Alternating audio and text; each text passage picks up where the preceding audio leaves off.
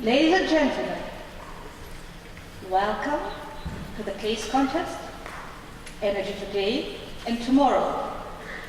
This is our second one, and the increasing numbers of participants and increasing number of teams clearly indicates that we are on the right track with this event. So, I wish you, on behalf of the organizers, I wish all of you, the teams, the jury, and the spectators, our audience, a really nice event. Just a short information, if you use headsets for translation, please switch to channel 5 for the Russian language and to channel 4 for English. Перевод на английский язык на 5-м канале, русский язык на 4-м канале.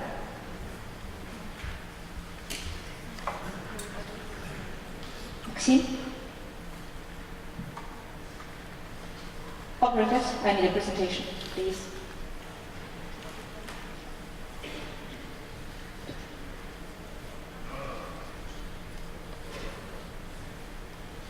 Ladies and gentlemen, dear participants, dear students, esteemed Judiciary Committee, I invite you to undertake an amazing journey today. Just in a few minutes, we will move from this location here in St. Petersburg 6,000 or 7,000 miles away, kilometers away, and land in completely different region. We will arrive in the Asia-Pacific region. An amazing region with a huge potential of growth, with a huge economy, with huge opportunities, with great opportunities. For most of you sitting here in the audience, the topic is clear. You have already participated on the smaller contest, you have solved the so-called mini case, and you know exactly what I'm talking about.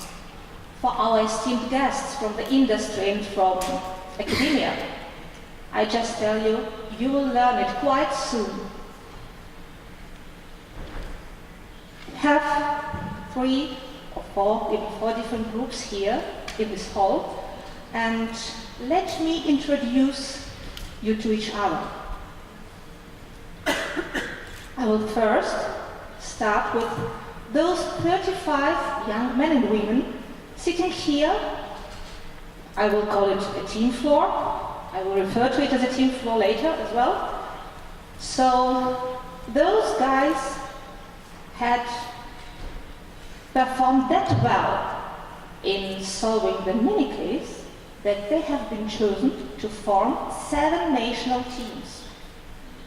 We have 2 Dutch teams, we have 2 German teams, we have 2 Russian teams, and 1 French team. Let me introduce those teams to you, and those of you who attended the event on Monday evening. It was a kind of welcome event for the students and participants. Those of you know that there is a certain order of appearance on the stage. It's a bit like in the theater.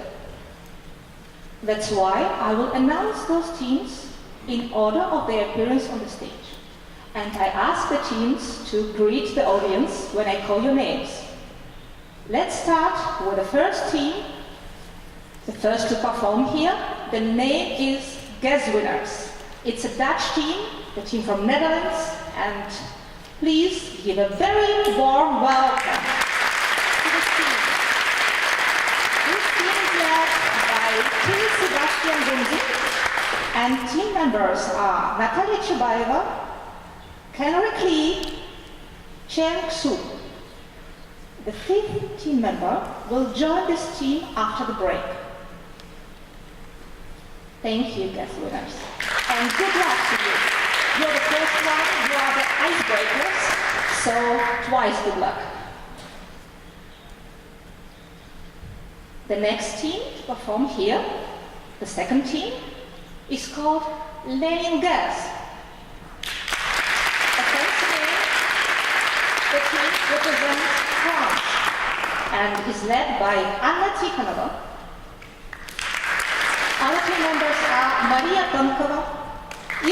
Selçuklu, Raphael König, and Jean-Baptiste Lanon.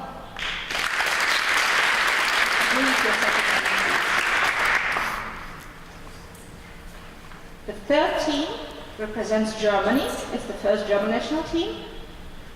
And they have chosen an abbreviation for the name, TOP. TOP sounds quite nice. And TOP is an abbreviation for Transactions on Petrochemicals. The team is led by Gregor Weinzettel, and team members are Diana Warnecke, Fabian Burkhardt, Eiko Schinke und Malte Flieger.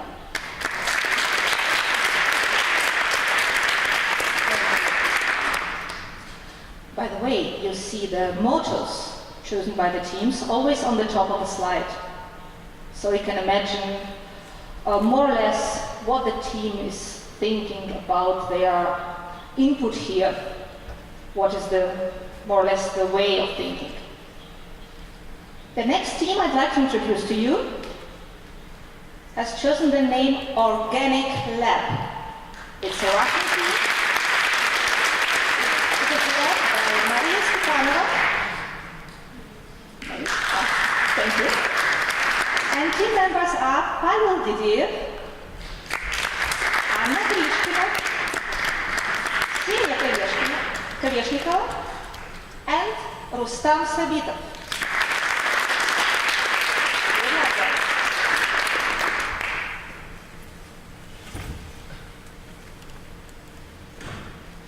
And our next team meet, I think, a new slide anyway. It's the second German team with a fine name, UDE. It's also an abbreviation, University of Essen. The team is led by Jonas Höckner, and his fellow members are Yirin Zhu, Hamid Arvin Koch, Sascha Fichtner, and Team Friedrich Lerman.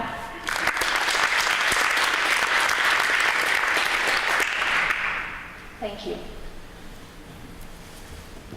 Team Orange, a very popular name for a Dutch team, Oranje, is led by Edward Kuipers,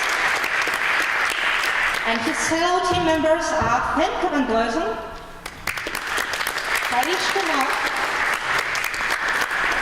Marianne Liebrecht, and Lisa Freujakers.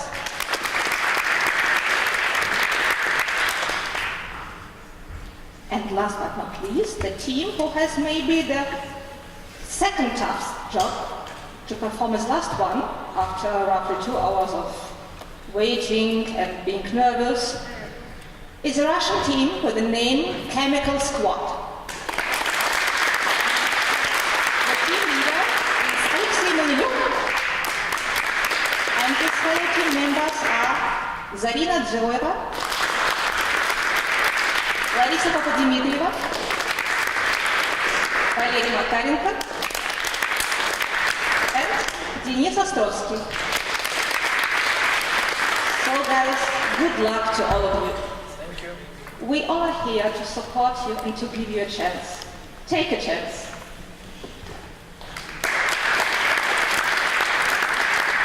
At any event, especially such huge event like ours, such important event like ours, you need an enormous number of helping hands, of people who just stand backstage without coming to front, without being announced sometimes, with being announced, but it's a huge amount of work that should be done. Somebody has to plan, others have to coordinate, to perform. Again, others have to finance. And I have a great honor to introduce 3 dedicated committees to you. I will start first with the organizing committee. This committee makes decisions and consists of Mr. Sergei Khomyakov, from Gazprom. He is the deputy chairman of the management committee. Mrs. Elena Kasyan, the chair lady of the working group HRES at IBC, Mr. Alexander Kadik, President of the Foundation for Innovative International Programs, Mr. Marcel Kramer, Co-Chairman HRES, President of Energy Delta Institute, Mr. Axel Bode, Co-Chairman HRES, Director of Human Resources at Wintershall Holding GmbH, and Mr. Igor Maximtsov, Rector of the Petersburg State University of Economics. You will meet Mr. Maximtsov in person today, late afternoon, because he will be the person giving the last and closing word to this event. Okay, after the organizing committee makes his decision, you need another committee to take the whole work over and to perform the work.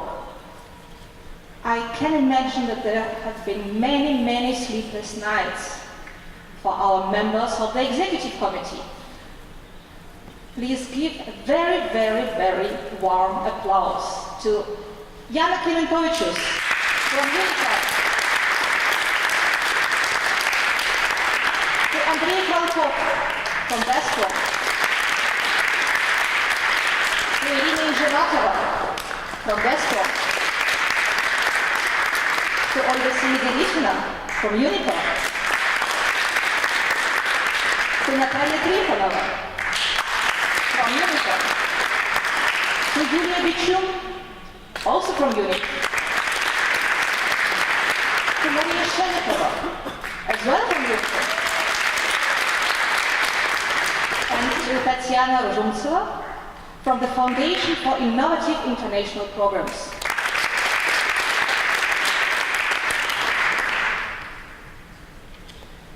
You see, one committee still remains, a very important one, which has to work today, and folks, believe, it's a very tough job today, because we expect all of you 35, all of you 7 national teams, to perform at a very high level.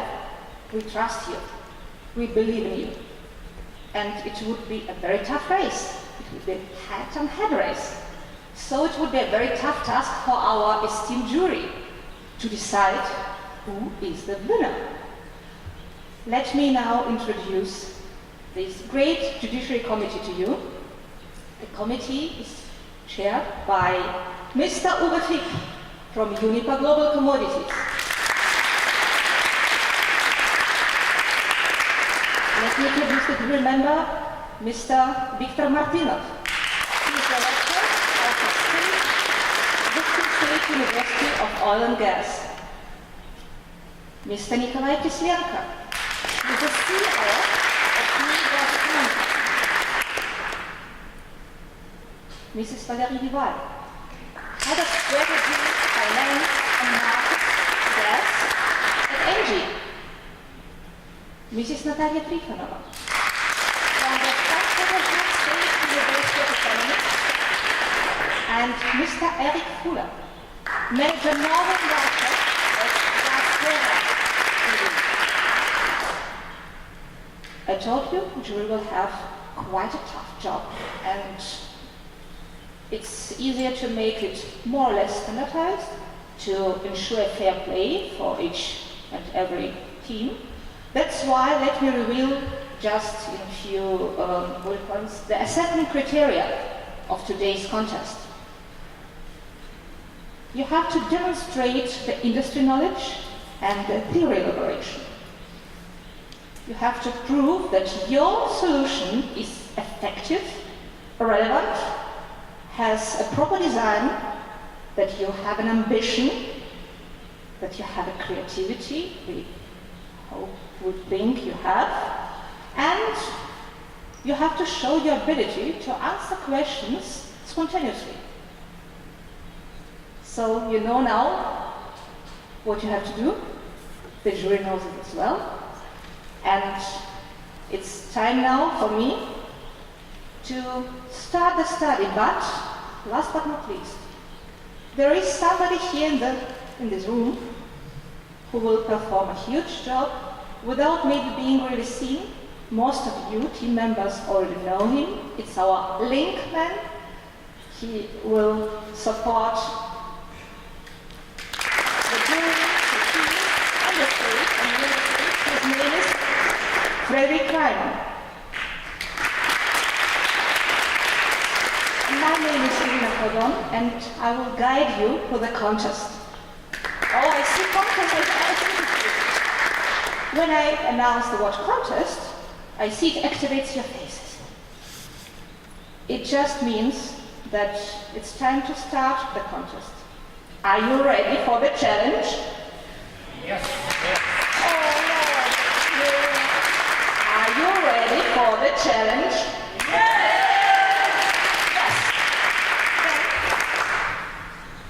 It's my honor to ask the first team and to wish the first team good luck. The first team, guess winners, to take the stage. Guess winners, the stage is yours.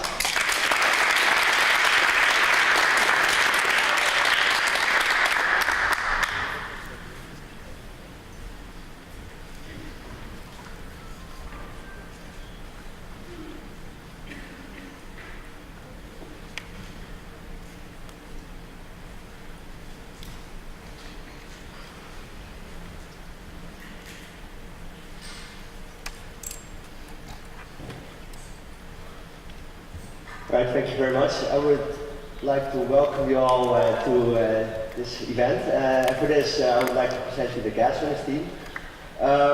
We'd like to present you the Tianjin Open Petrochemical Innovation Center. So, basically, we've looked at a petrochemical gas cluster in the Asia Pacific area, and for this we've listed a couple of criteria which we looked into. We've looked into the country, the location, the product, and the partners. And in this presentation, we're going to take you through this real quickly. So first of all, we think China should be our first region of choice for a petrochemical cluster in terms of market outlook, innovation power, and political support. So as you all know, China has usually been moving from a production-based economy to a consumption-based economy, which is paired with ever-growing demand due to the income growth and urbanization. So with this also comes a growth in the petrochemical demand and the downstream demand in the chemical market, which actually makes China the largest of the fastest growing country in the Asia Pacific, peaking at 2014. Besides that, China ranks 4th on the Bloomberg Innovation Index and 5th on the Global Innovation Index, which makes them the highest performing innovation power in the Asia Pacific of the developing countries. And besides that, China has recently ratified the Paris Agreement, which actually is paired with governmental support for innovations in the energy sector while meeting the ever-growing energy demands. Within China, we had several locations in mind, and in the end, we decided to choose our project the eastern port city of Tianjin, where there's already lots of petrochemical industry. We will locate our park in an existing site, and one emphasis of our project is to base it on the principles of industrial symbiosis, which describes the integration of energy and material flow within nearby production sites in order to optimize environmental, cost, and energy efficiency. In this site, we already chose a partner. This is a petrochemical facility from Sinopec, and we expect that by integrating our input markets with them, we can optimize costs. For the product, we choose polyethylene because it has a really bright market outlook in China. By the year of 2025, when our company will be online, the domestic production capacity will fall short of the domestic demand by 10.7 million tons a year. Polyethylene can be used both for mass production, such as packaging of consumer goods, as well as for high-tech sectors such as aviation or automobile industry, which currently is the focus of the Chinese government. Moreover, we decided not to aim only on the Chinese market for our output, but moreover also to include the nearby ASEAN countries with rapidly developing economies. And lastly, we think that by producing polyethylene from gas rather than from oil, we have an environmental benefit. Tianjin provides a perfect market when we look into the markets in and around Tianjin. The yearly demand of polyethylene in northern China is estimated up to about 430,000 tons in a few years later. As for the regional competitors, the closest big competitors are in Shanxi province, but they're still far away, and none of them are gas-based. So it will be an advantage of gas-based petrochemical industry in Tianjin. As a feedstock for production, we use mostly Russian gas extracted at Sakhalin 2 and 3 fields and supplied via the eastern road of Russia-China pipeline or as LNG by sea. The diversification of such feedstock helps to achieve affordable price given fair flexibility. In perspective, difficult gases of Chinese fields nearby are also in use, using all the byproducts possible. The location being already in a way petrochemical hub has perfect infrastructure, including LNG terminals and the pipeline under construction. Basically, we've thought about business partners from three aspects. Why to involve them, what's the benefits and the challenges for them. I know there are so many information on these slides, so I will just come to the points. The first partner is Sinopec, which is a downstream petrochemical leader with existing experiences, knowledges, and infrastructures. Using gas can help them to shift into a great business. Gazprom, the upstream gas industry leader, as Mr. Miller said yesterday, it will focus on the Asian market, especially in China. The involvement in the project will accelerate access to the downstream markets. And also CNPC, the largest gas distributor and infrastructure controller, involving into this project will give an additional market for developing business. To generate an innovation strategy for the region, we oriented on the features of the region and the cultural background, which we measured using the Hofstede theory. And based on that, the strategy had to orient on strong leadership, educational component, cultural thinking, and status achievement. The goal of the strategy is fostering innovative culture through interaction of values, norms, and education. Three pillars of the strategy are strong leadership by the business if it's market pull, or authorities when it's socially pushed. It's collaboration status achievement through the very strong and deep stakeholder dialogue, and system thinking through the interdisciplinary approach to innovation. So based on this overall strategy, we came up with the model of the innovation hub within the project.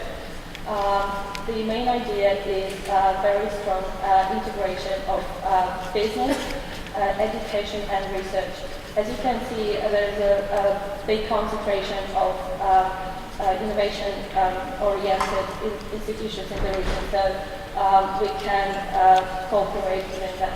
The hub is going to be led by the special center organized, and some institutions, as you can see on the slide, are going to be in the lead of respectively educational hub, research hub, lab hub, and all other institutions. And some Russian will work as collaboration partners on the basic open structure. Thank you all for listening very much. This is going to put China's gas industry back on topic, the Tianjin Open Petrochemical Innovation Center.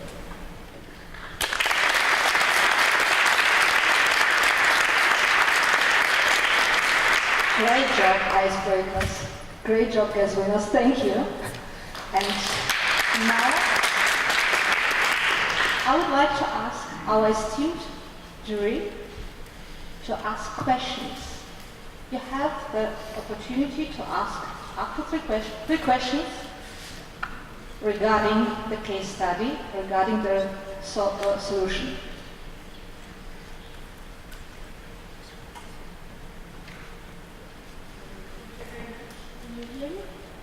It's not loud enough.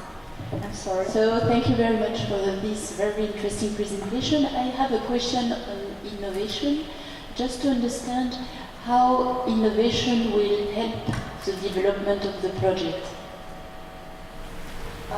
So first of all, the gas-based, thank you very much for the question.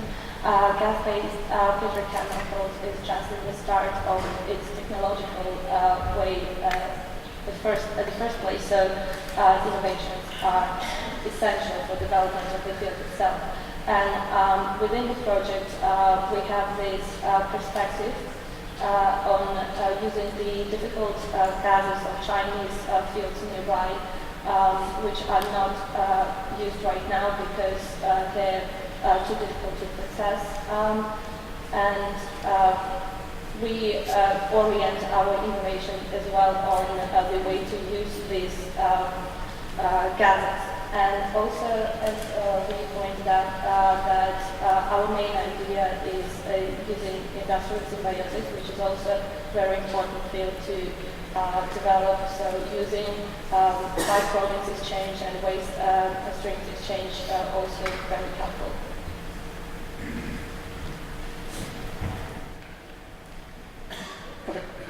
Thank you for the question. We have presented very interesting results and great job results. My question is connected with the configuration of your hub model. Please specify live lab hub. Yes, and presence only one Chinese company in this live lab hub. Okay. Excuse me, could you please clarify the question? Presence, placement, and existing in this hub only one Chinese company. You mean Sinopec? Yeah, so the idea of Life Lab is basically implementing the innovations and coming up to the business and saying that we have this idea, please help us to test it and to make a small incubator for developing this. And Sinopec already has several research centers in this area, and there are a few, as I'm not mistaken, there are 2 companies that also belong to Sinopec here in this district that have small laboratories here. So maybe integration of Life Lab on the base of these sites would be useful. And maybe to add on this, I think for Sinopec it's especially interesting our concept because it will help them to move from mass products to really innovative products, which is currently part of the Chinese strategy to develop to a leader in global high tech. And I think for this, these cooperations with the Life Lab would be a new approach which can be very interesting for them. Thank you. Such a question. You mentioned polyethylene like your final product, and you mentioned like a feedstock, LNG, for example, from Sakhalin. The question is, what you supposed to do with the rest methane when you receive your polyethylene from conversion of ethane? That probably you have this LNG, you have a huge amount of methane. What you are supposed to do in your business with this gas?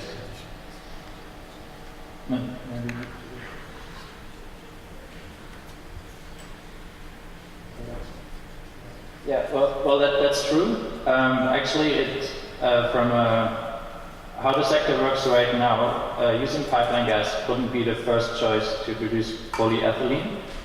We also have this a bit in mind, the long-term horizon, that eventually China will start to develop its local shale gas reserves. And as for the Russian pipeline gas, we decided to locate the park in the Tianjin region, where there are many companies nearby, and in the industrial symbiosis concept, it also involves that we use the byproducts from one company as a feedstock for the other. So we would just supply it to local industry to make products such as fertilizer or for the health sector, I guess.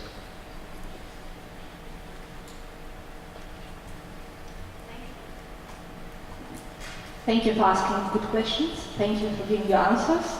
And now I would suggest that the team gas winners is done. So please give applause to our first team. All of you know what a hard job it is to perform first. Once again. Thank you.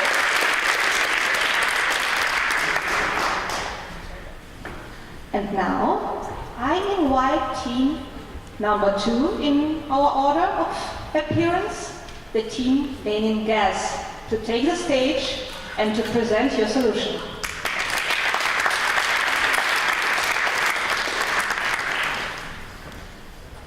Good luck.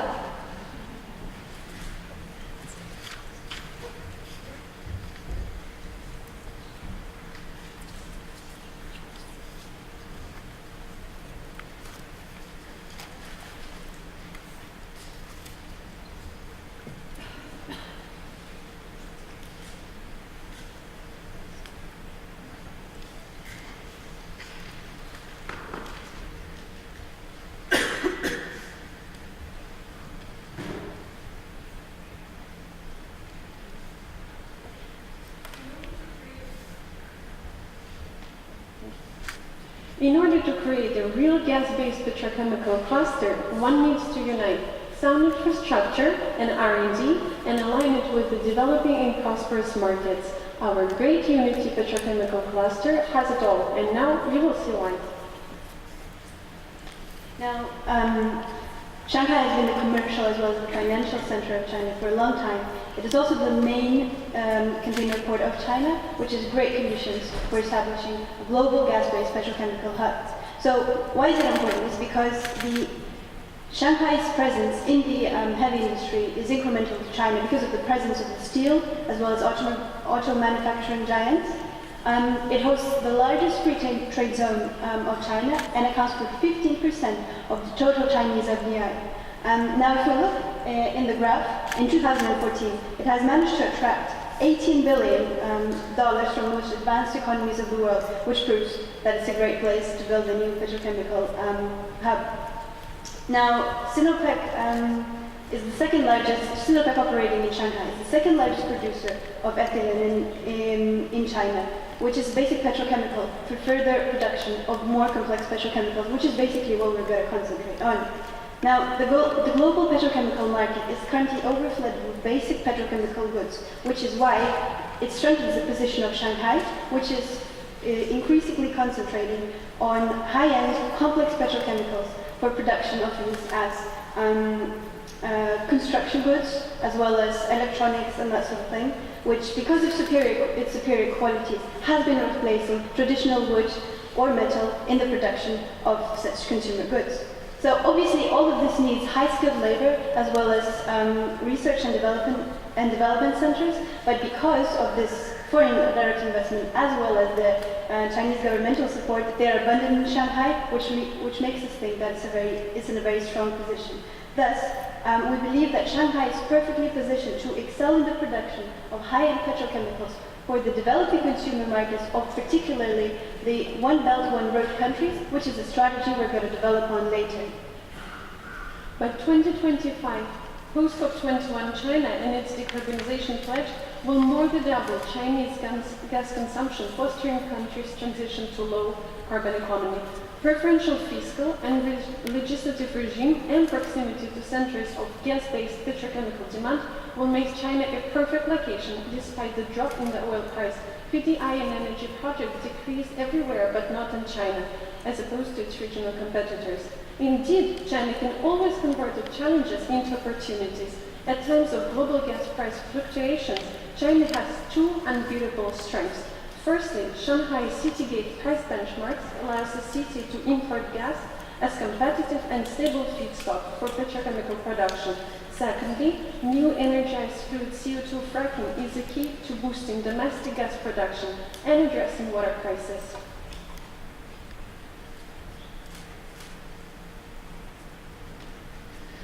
As for education and research, we believe that the proximity to universities and laboratories will help us not only to create competitive products, but also to reduce carbon footprint. So we identified a number of scientific partners. All these institutes and laboratories are located in Shanghai, and we think that these partners, together with our industrial partners, will help us to create the whole value chain of gas-based petrochemicals in Shanghai. So after the environment, let's move to the composition of our cluster. So the idea was to bring together a strong local actor, a strong international actor, and a smaller yet very innovative company. So Sinopec is the leading Chinese company in petrochemical products and will bring both its political, financial, and industrial weight in the region. Mitsubishi Gas Chemicals is a world-leading producer of higher-end gas chemicals, and will bring its expertise, its industrial know-how, and will also open Debouché's international market for our products, especially its dynamic market in Japan. Finally, Arkema is a smaller company but has been globally recognized as an innovator and a very strong innovator, and it will bring this innovative dynamic into the complex as well as a very China-focused strategy, which makes it probably a very good candidate for the hub. In addition to those shareholders, a number of suppliers and service providers will be working with us. Companies such as Engie or Praxa will also bring their expertise to the industrial structure and to the supply of both products and services. Which leads us to one important element of our as for the gas infrastructure, it may become a bottleneck for a country that wants to develop its gas market, but China has already committed itself to develop gas infrastructure, and Shanghai has all the key elements. First of all, there is an LNG terminal that gives the flexibility of supplies. Another important aspect is that Shanghai is located on the crossroads of main gas national routes, including those that bring gas from shale gas fields in Sichuan. And finally, gas storage, which was a weakness of China, but now there are several projects, including a project in Shanghai and 2 projects in neighboring provinces. And we believe that all these aspects will help Shanghai to become the biggest gas hub in this region. Which now leads us to an important element of our long-term strategy, which is the idea of leveraging the position of Shanghai as one of the main centers of the One Belt, One Road project. This project was initiated by China in 2013 around the idea of developing economic integration throughout the region. At the heart of this project are huge infrastructure investment programs. In 2015, so only 2 years after the start of the program, already $150 billion were invested.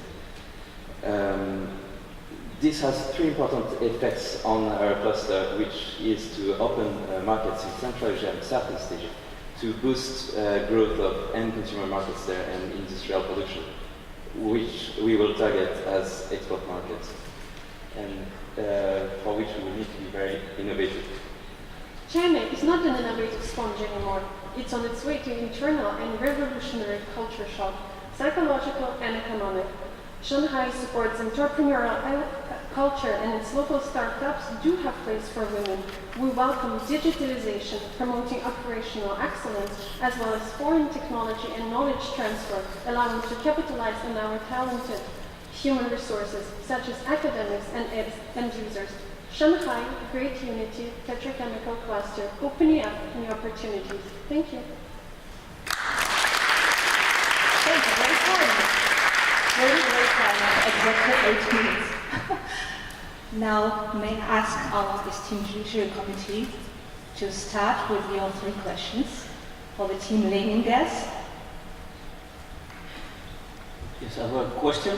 You said that the domestic demand in China for natural gas will really increase rapidly. Don't you see that there's be a risk that that would give an upward effect on prices, in the sense that petrochemical cluster would not be competitive anymore compared to other locations? I will take that question. Two things. While the demand in China will be increasing, we expect the production and the offer in China to be increasing as well. So basically, a rise in production of natural gas will mitigate the effects of a rise in demand. Second, we are aiming at value-added products, complex, high-end petrochemical products, which means that the price of the raw material is less important, and the price competitivity is less important rather than quality and innovative aspects of our products. So by moving to higher-end petrochemicals, we are basically making our product less cost-sensitive and less price-sensitive. Just to add a little bit on this part, Shanghai is a key position for us in terms of gas, and we understand that the global gas price is prone to certain fluctuation, but Shanghai is the only place in China which has gas source from all the sources and entry points in China. And also we would like to exploit our strategic position, because all the Chinese gas is benchmarked to the entry point of the Shanghai city gate, which gives us a comparative advantage in terms of price. And we also would like to make use of the Chinese economy, which has market and plant features, which means that the government will absorb the risk for the gas price increase, and it will mitigate the impact on our cost project and potentially increasing prices.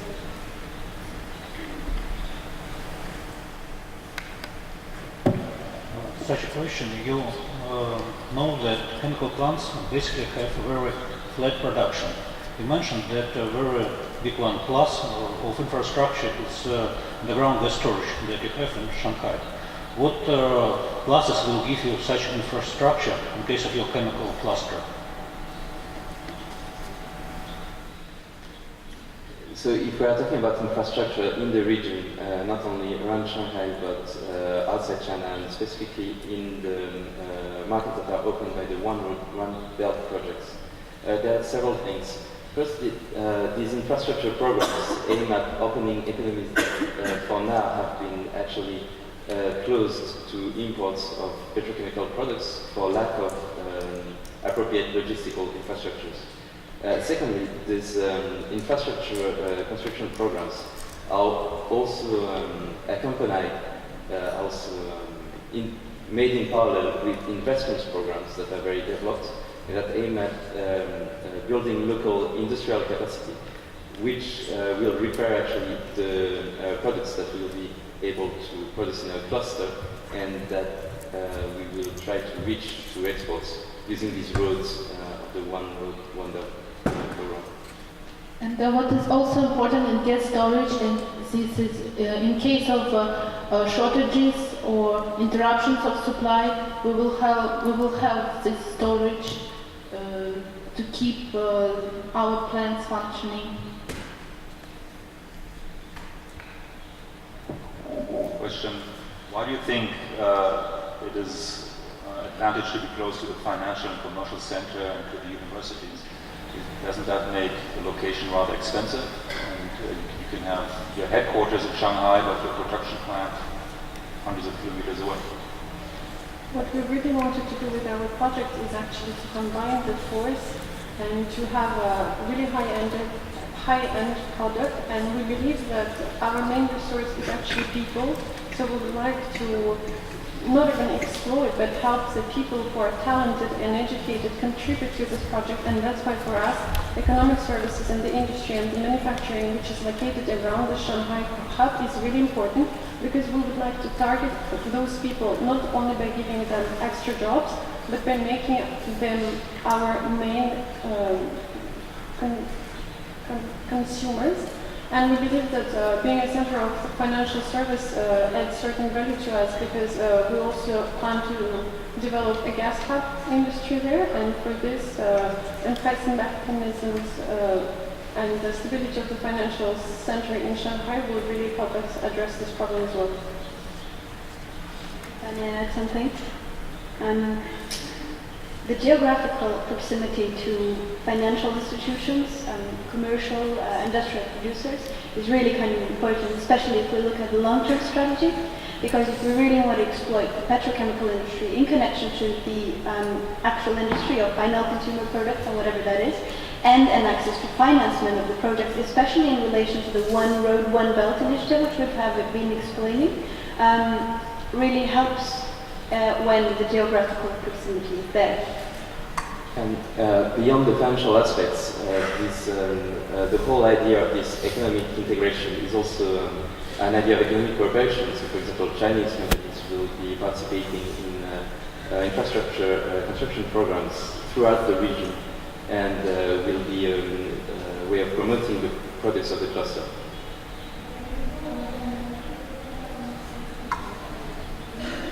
Okay.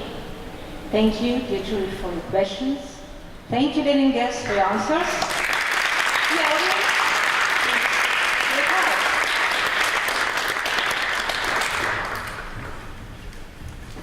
And I ask our third team, the team with a very nice name, Top. The Top team is like an A team, no? Please take the stage. The closers.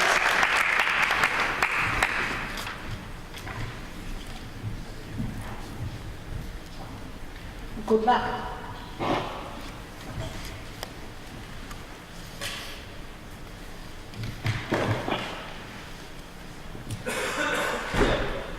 Dear ladies and gentlemen, my name is Aiko Schinkel. We are proud to present to you the Malaysian East Petrochemical Industrial Cluster, short MAPIC, which is located in the port of Bintulu in Malaysia. So, first of our presentation, I will introduce our products as well as the technological requirements and facilities. Afterwards, Mr. Burkhardt and Mr. Weinzettel will continue with the markets and the partners. And finally, Ms. Warnecke and Mr. Fiedler will conclude with our innovative strategies and the educational program. So, the main product of our cluster will be ethylene-based intermediates for the huge plastic industry of the whole Asian Pacific zone and Malaysia. So, the main products of our cluster, in the first group, the raw gas needs to be processed by gas processing plants and afterwards cracked by ethane steam crackers. To reduce the impact of price volatility on our cluster, it is useful to integrate overground gas storages into the cluster.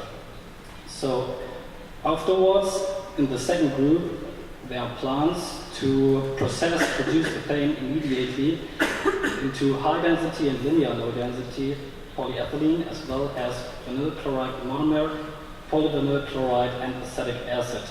For the delivery of the raw gas, a direct link to the complex of Petronas for LNG is possible, and also our products can be shipped very easily due to the direct link to the port of Bintulu. So therefore, the polyethylene as well as the PVC can be granulated, stored and shipped very easily. Meanwhile, the acetic acid and the YCM have to be stored and shipped in safety buffer tanks. As Mr. Schinkel has already pointed out, the processing of ethylene is our main focus.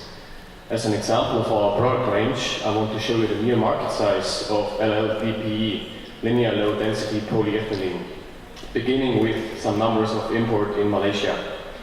You can see there that there is a huge need for import in Malaysia, and even though Petronas opens up a new cluster, there is still a need for about 250 million tons of LLDPE in 2021, which corresponds approximately to our capacity. LLDPE is mainly used for the packaging industry, which experiences great growth in Malaysia. The next logical step is to expand to our neighbors in the Asia Pacific zone, where the packaging industry is growing even faster. Especially from China and the free trade agreement from China with Malaysia, we are expecting great business opportunities. The charts for our other products, such as PVC and VCM, look similar. I will be briefing you on MAPIC's partners. The strategic impact of our partnership is divided into three parts: exploration, cracking and ethylene production by Petronas and Shell, Second step is the processing of the production of the most needed petrochemicals by BP, Sinopec, and BASF. And the last step is the strong, competitive, already established plastic industry, which can use the productive petrochemicals. Petronas is the basis of our cluster as a national company. I'd like to emphasize that Shell and Petronas joint venture offshore Savarach is already the operator of 12 producing gas fields. Nearly all of the gas is produced and supplied to Malaysia LNG field. We can use this gas to provide it to our production sphere of MEPEC. BP, Sinopec and BASF use the ethylene to produce their products. BP will concentrate their production on HDPE and acetic acid. Sinopec will specialize on PVC and FOCM production, BASF on LLDPE. There are 1,800 plastic companies in operation in 2015. The idea is to connect Malaysian Plastic Manufacturers Association, MPMA, to MEPI growth participation of small and medium enterprise companies. By establishing MPMA as partner of our cluster, we further satisfy a key element of Malaysia's innovation strategy, which is in fact the integration of small and medium-sized enterprises. But let me put this into context. Even though Malaysia is already ranked 35th in the Global Innovation Index and 8th in the region, the Malaysian government pushes for growth driven by an ecosystem of innovation. For this purpose, Agency Innovasia, Malaysia was founded. Its objective is to foster the cultivation of a thinking culture and tries to foster university and industry research collaborations and the commercialization of patents. So if we have a look at the indices, you can already see that this strategy pays off. High rankings in the Global Innovation Index with respect to education, research and development, and university and industry collaboration suggest a huge growth potential. And which is important to us, it promises qualified employees. However, building our cluster in Malaysia does not only mean that we have access to a pool of qualified employees, but also offers us the opportunity to combine personal recruitment and the utilization of tax benefits, which are part of the tax incentives for R&D investments given by the Malaysian government as part of our strategy. Yeah, utilizing this, we can even gain a more strong benefit by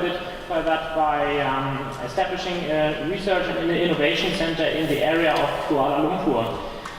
There we not only profit from additional tax reductions, but also find world-class academics, since there are the 3 of the top 5 universities of Malaysia. So by this establishing the research center there in this area, it allows us a cooperation with leading universities in terms of research, but also by attracting young academics. So it is quite essential to gain awareness of our cluster here in this region, but also at important universities as well as at schools. So therefore it is supportive to, we can support this by financial support of schools as well as universities, and also by establishing dual study programs, for example. And we can also offer in this area field trips and internships to encourage both students and children to the field, to the area of petrochemicals. Focusing on universities nationwide, we will also set up a case study program. This might lead young, talented students the way of career opportunities in the area of petrochemicals, but also promote our cluster as an area of dynamic and high potential. So, as we all know, this might be the best way to attract young professionals. So, thank you very much.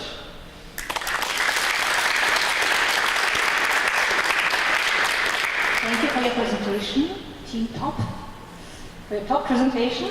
And now I kindly ask our Judiciary Committee to start with asking questions.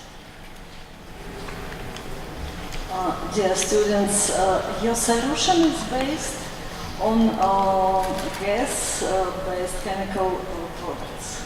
And please specify the reason of your choice of this packet products.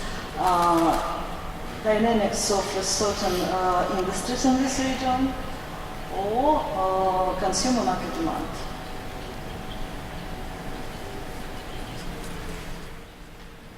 I didn't understand totally. Could you repeat, please? Wasn't.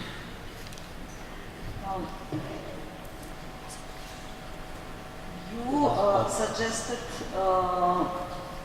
HD, NLD, VSM and PVS products. And my query is connected with choice and the reason of your choice, the clause of your choice. I'll take the question. We have several reasons for choosing Malaysia as our location for a new cluster. First of all, we have a great local demand, which is important for a new petrochemical cluster to grow.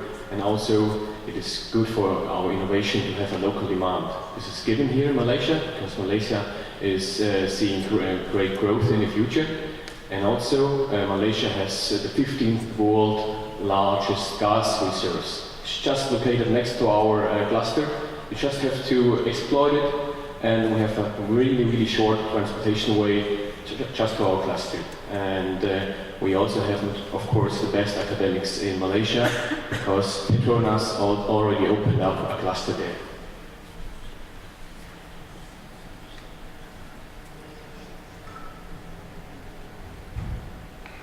I think the question was also why you choose these products. May I answer this question?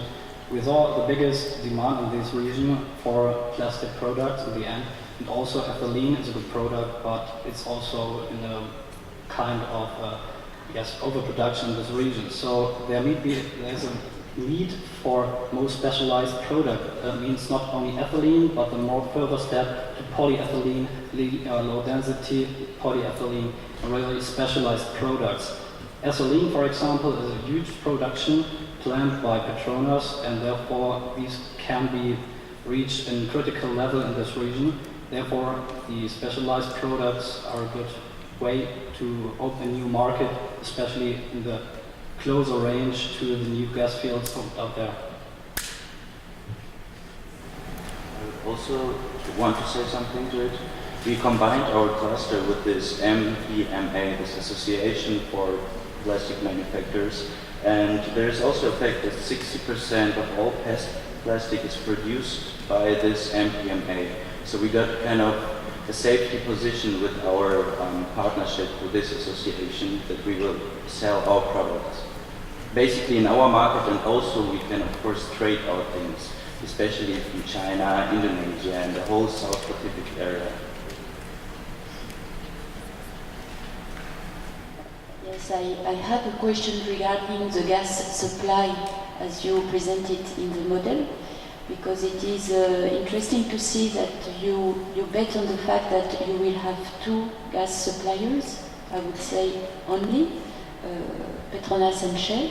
So the question is, for such a long-term project, how will you negotiate with those two partners to be sure that your gas supply will be competitive?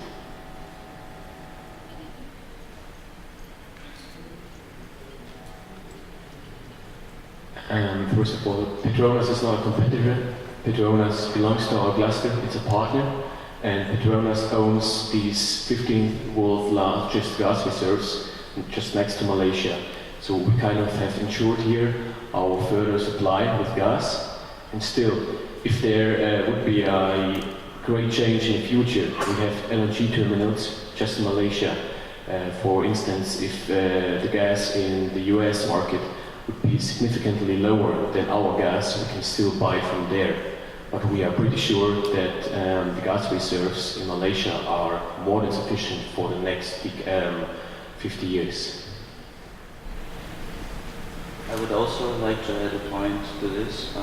Firstly, we decided to choose also Malaysia, but on the other point, not in Bintulu. The point is also to diversify the gas supply. We can also use the LNG produced in Malaysia. Malaysia is one of the biggest LNG exporters at this time, so I personally don't believe in such price changes in the next time. So we have a diversified market with a nice infrastructure in Malaysia. This infrastructure was built over the last 15 years to compete all these Asian Pacific countries. So we are kind of diversificate our supply.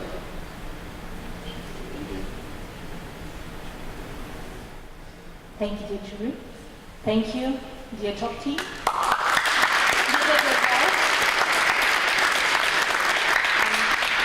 I kindly ask you to get back to your seats.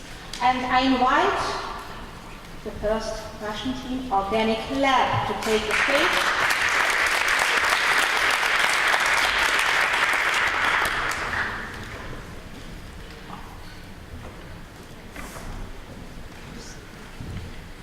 And it's your turn to get good luck wishes. Now, the stage is yours. Every day, the fire sources damages the world. Your day, it's time to save the world. And that's why we're here today. Dear jury, participants and colleagues, we present you our world. Today, we are talking gas, the demand for which is growing drastically throughout the world. We have discovered that Asia Pacific, which is our focus today, stands out as the most promising gas market with expected gas consumption increase in all relevant sectors of the economy. However, the demand for gas in Asia Pacific is highly unbalanced and the region is unable to reach self-sufficiency of gas supplies. This fact is a challenge for us. And to find practical location for innovative gas cluster, we went for further analysis. We turned to gravity method to examine the largest gas fields, refinery capacities, logistics, universities, R&D centers, and secure the cluster location.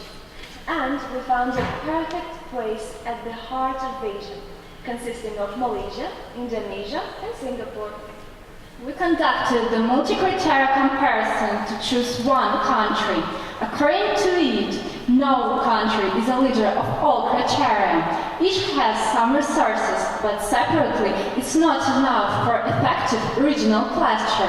So we suggest making cross-border cluster, combining the best features of all countries and making the best environment for innovative cluster. Sounds ambitious. Nowadays it does. But we look into the future, as even today we are close to resource scarcity, with growing number of consumers and rising gas demand. And for some countries, the only way to satisfy their needs is transition from the conventional fuels to cross-border ones. Day by day, the extraction conditions keep worsening in the framework of risky gas and oil prices. The companies suffer from higher extraction costs and become unable to handle projects on their own.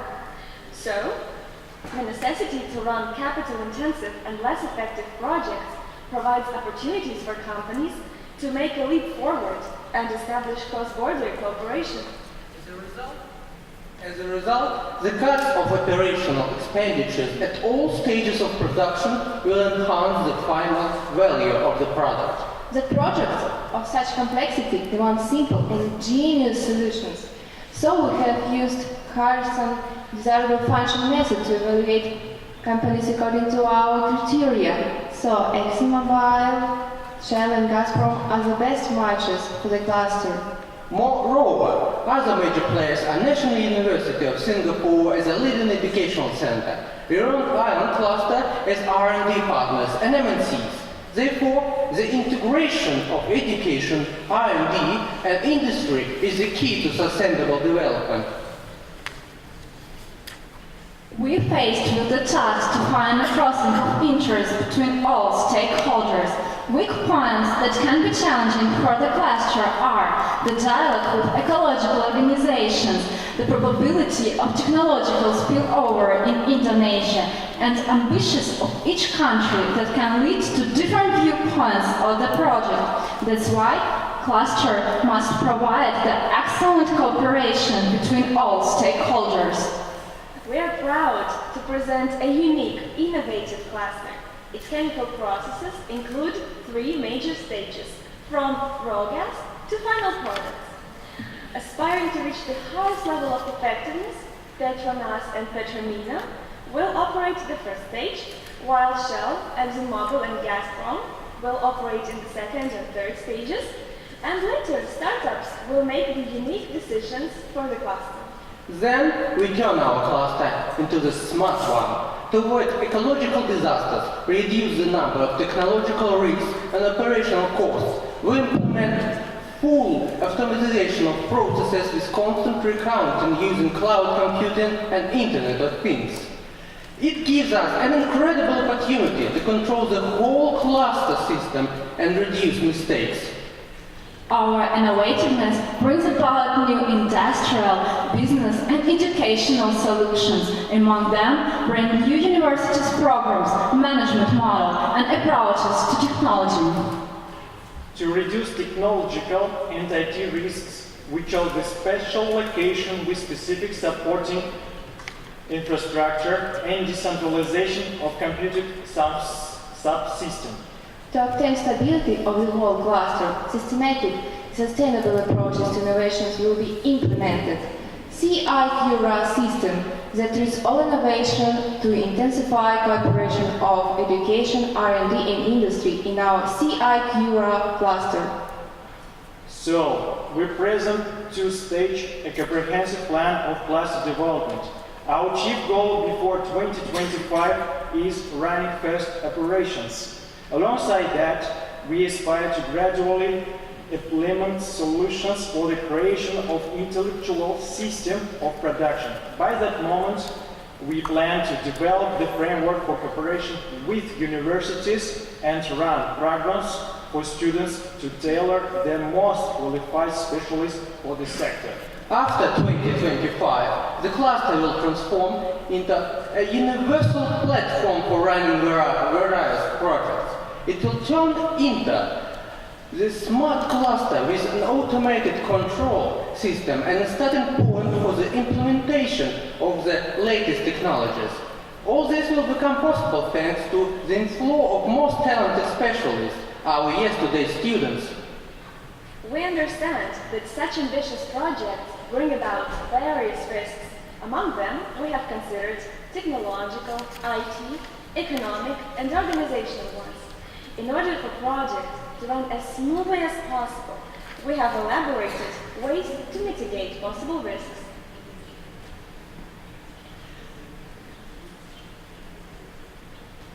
Stage by stage, our cluster becomes a great platform for absolutely revolutionary solutions, which will culminate our cluster to the well-known and innovative hub. To produce the social impact, our innovative strategy needs to be able to quickly adapt to internal and external changes in environment. We offer to start with an open structure, use the government support, R&D cutting-edge solutions, and attract companies to realize their project based on our cluster. That will help to create free zone for exchanging innovations in relevant spheres. Therefore, it leads to co-working process and then to active structure. It will allow us to shift from the contradiction of interests of parties to their harmonization and achievement of strategic priorities, and will drive for the economic transcendence of the whole region in the long run. Thank you for your attention.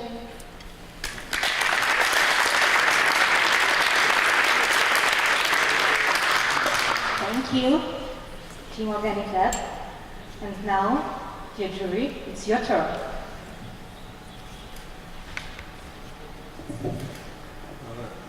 You have mentioned that you will have a very concrete location of your cluster in Pulau so-called. The question is, what for you need cloud computing in case your business doesn't have such distribution all over? Oh, okay. Thank you for your question. I will answer. This sphere needs to be modern, also in IT technology. So yes, we decided to place it in Ireland, but we will use distributed systems. It will be very useful also if we have some problems. For example, one of the risks is when something goes wrong with server or something like that. And if we have a distribution system, it will allow us to keep all information in real time. every time we want without any problems. So we reduce risks about losing information and such kinds of risks. And sorry, I will add more. We talked about 3 countries to communicate each other, so such cloud computing and smart systems will be operated together, will be distributed between 3 countries. So it will be the main idea.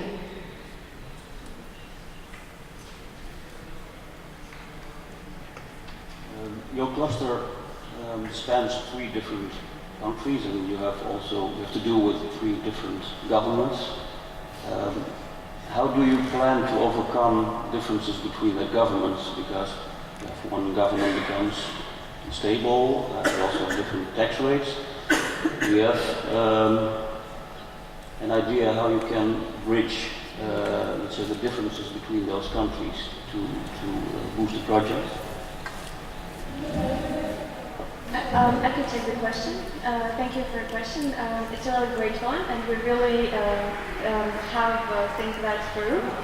And we consider that we have to take into account the interests of all stakeholders, because the creation of such ambitious projects requires the coordination between all interested parties, the governments, consumers, populations, businesses, ecological environmental organizations. And these projects are negotiated for several years. And they require huge amounts of resources to negotiate.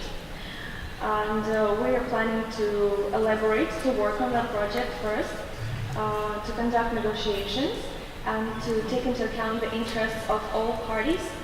And we recognize that it's pretty time-consuming. But it's worth it in the end.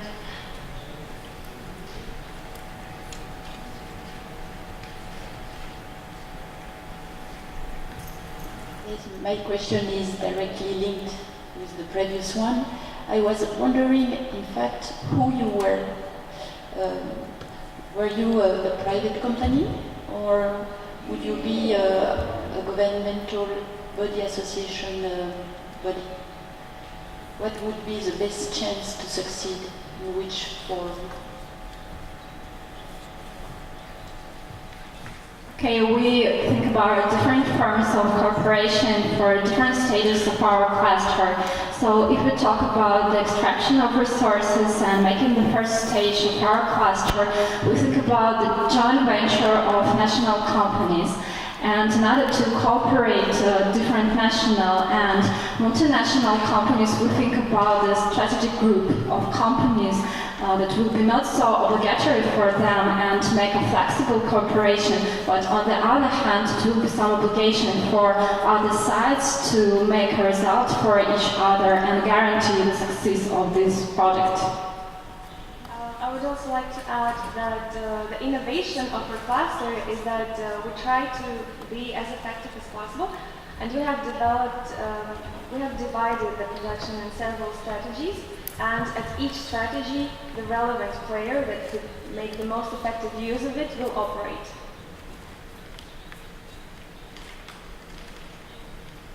Okay, thank you. Thank you.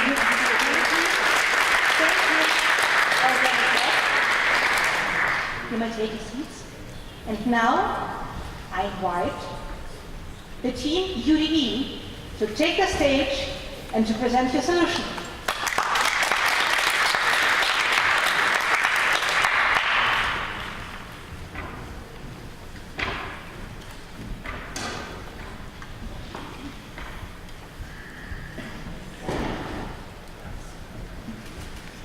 Good luck to you.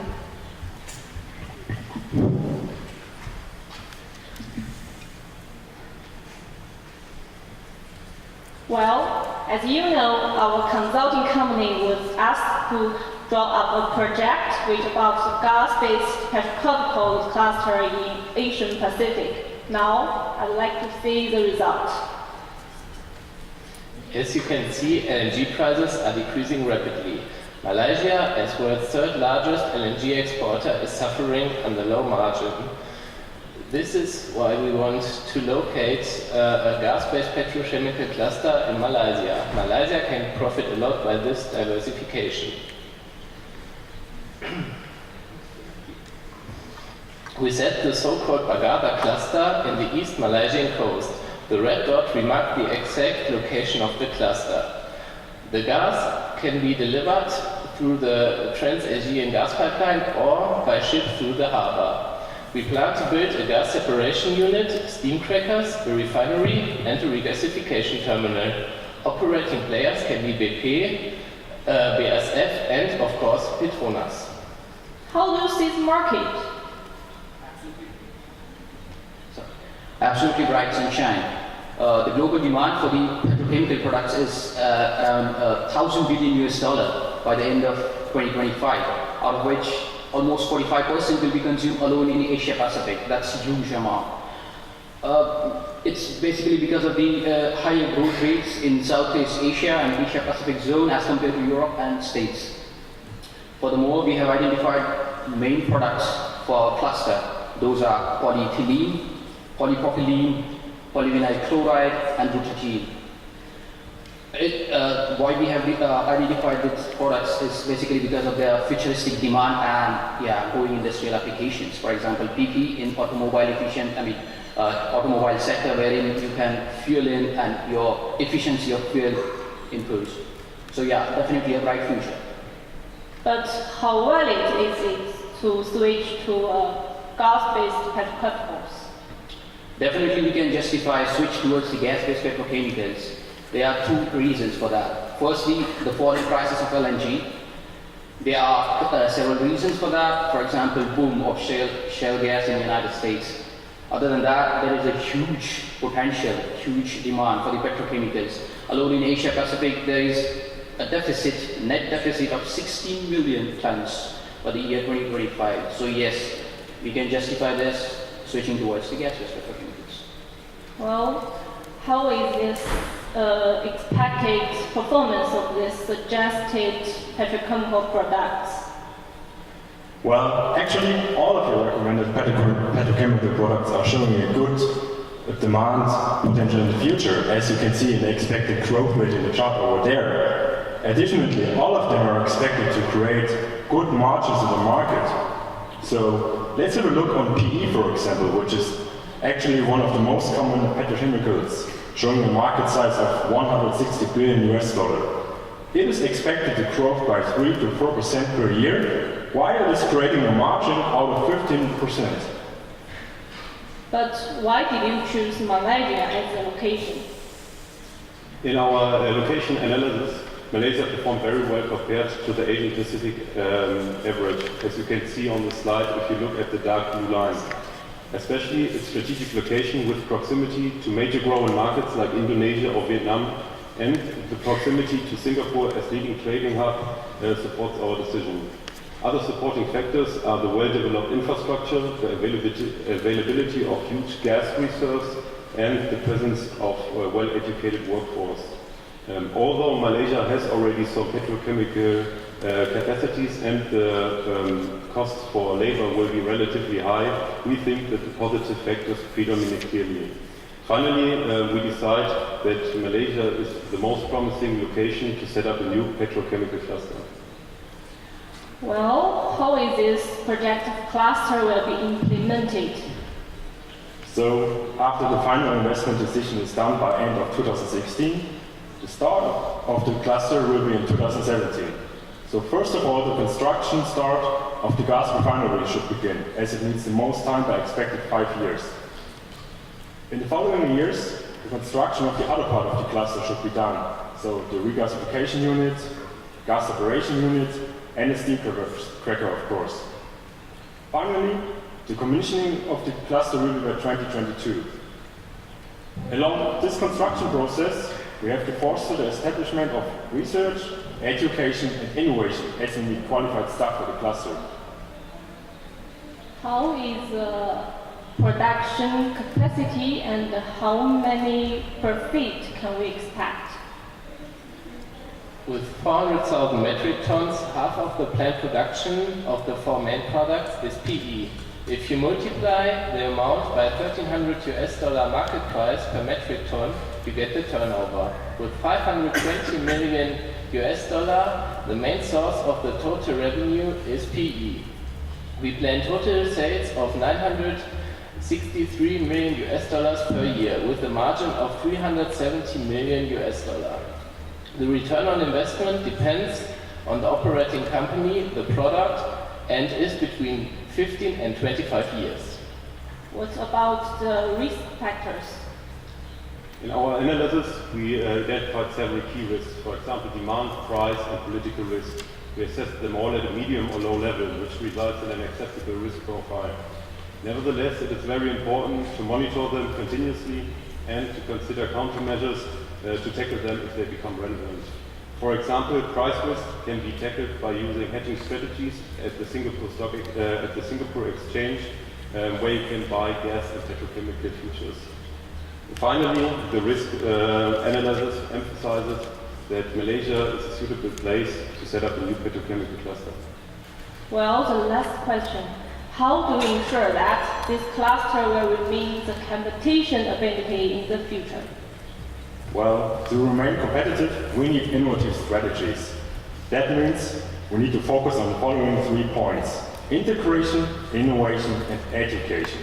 So, integration means the economic integration of Malaysia into the Asian markets. For example, Indonesia is showing a huge demand potential for petrochemicals in the future. To foster these regulations, we need economic integration. Innovation means that we need a strong innovation network in Malaysia, so the research should focus on new technologies and cost efficiency. Education means that we suggest to establish a joint degree program between, for example, universities in Malaysia, Singapore, and Indonesia. Furthermore, we recommend a management exchange program, as you can see at the moment, between Uniper and Gazprom. Well done. Thank you for your advice and thank you for your attention. Thank you, EDDE, for the nice presentation and information. Now I just hand you over to our Judiciary Committee and ask the Judiciary Committee to start with questioning. Thank you. У меня вопрос, насколько устойчива ваша конструкция к повышению цены на газ, возможно, потому что вы закладываете большой временной период строительства. Если цена на газ существенно вырастет, насколько устойчиво у вас будет работать ваша схема? Okay, I think I will answer this question. Thank you very much. So we have 2 sources of supply. On the one hand, we build a regasification terminal for LNG, and on the other side, we are connected to the Trans-Asian gas pipeline and the PGO pipeline in Malaysia.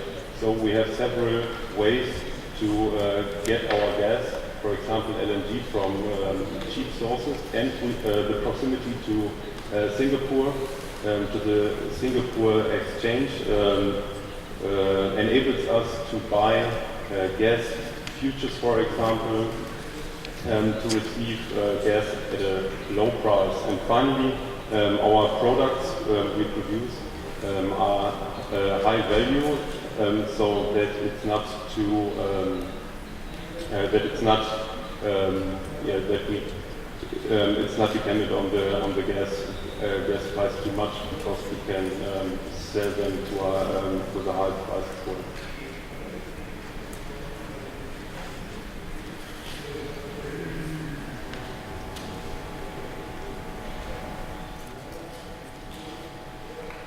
So clear, we don't have any questions anymore.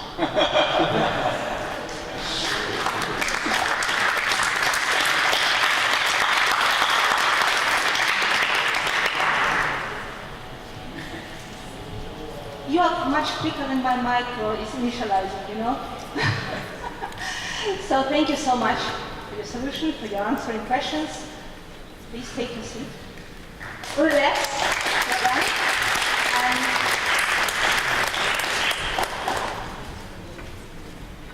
And I invite our last Dutch team to take the stage and to present your solution to the audience.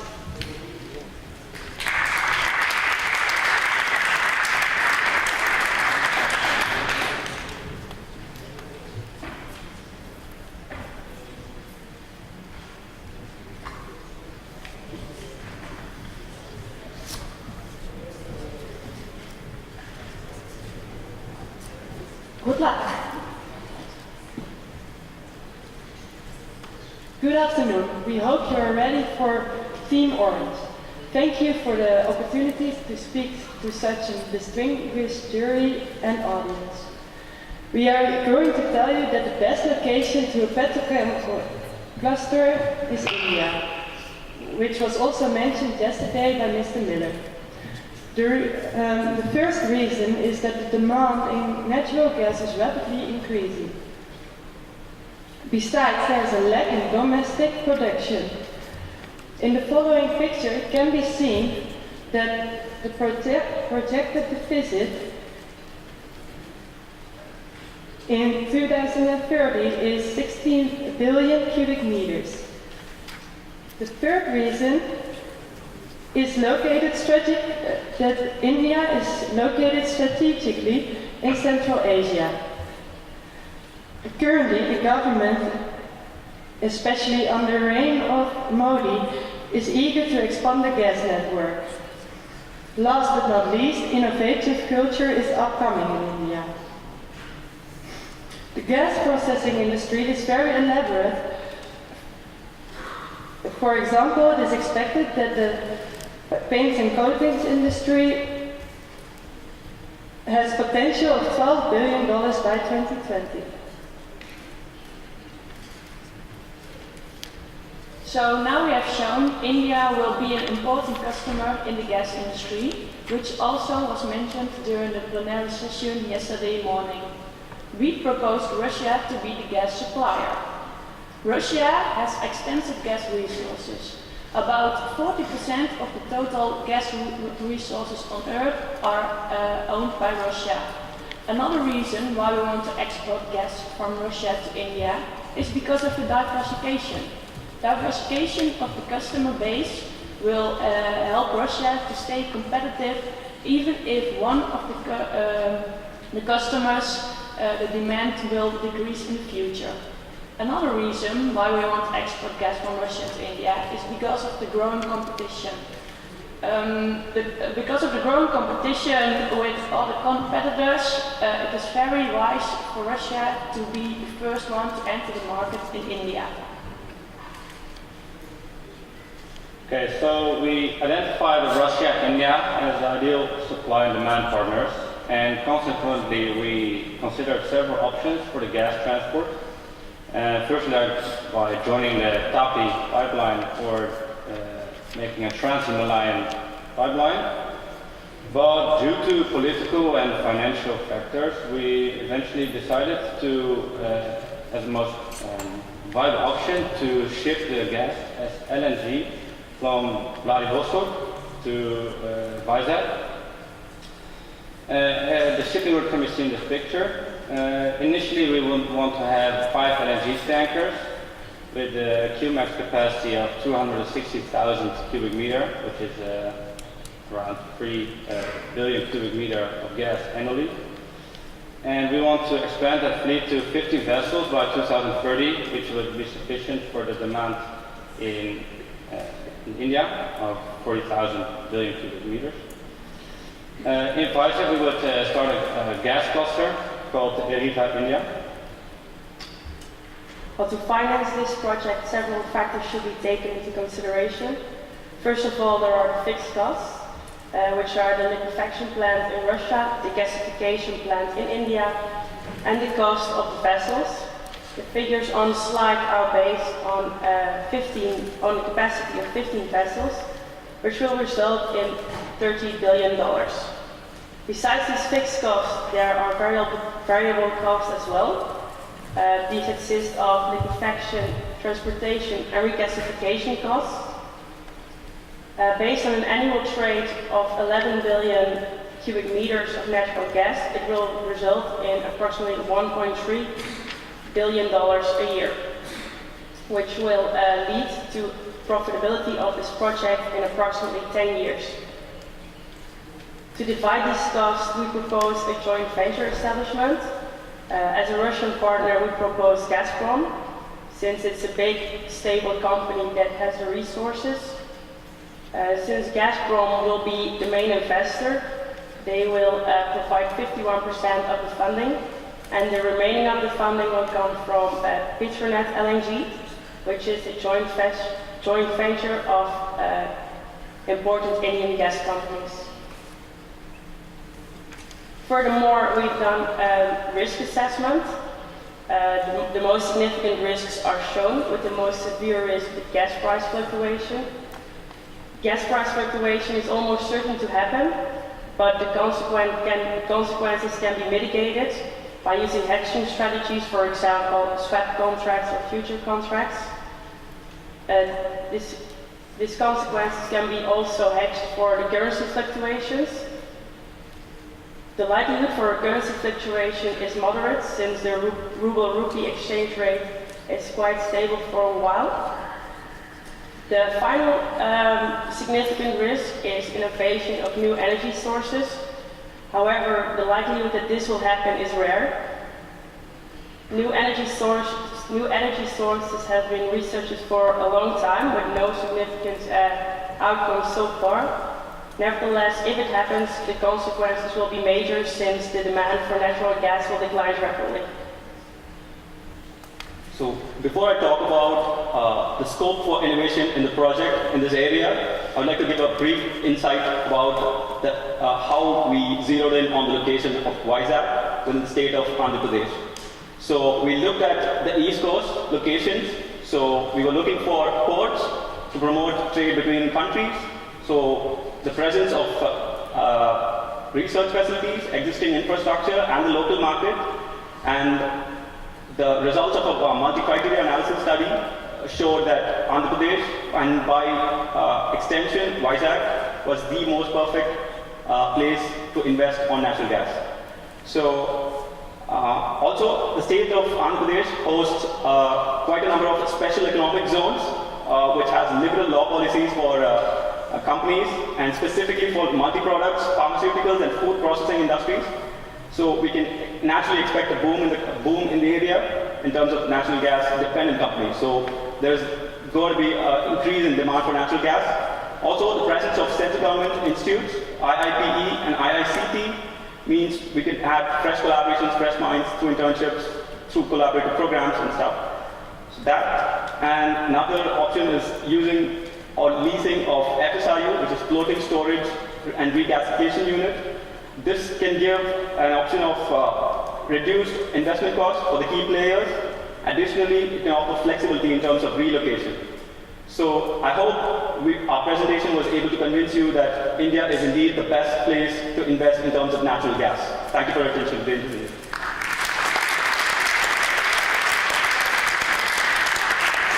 you for this new insight, for this very interesting presentation. And now, dear Judiciary Committee, the team is yours. Вопрос из двух частей. Первое.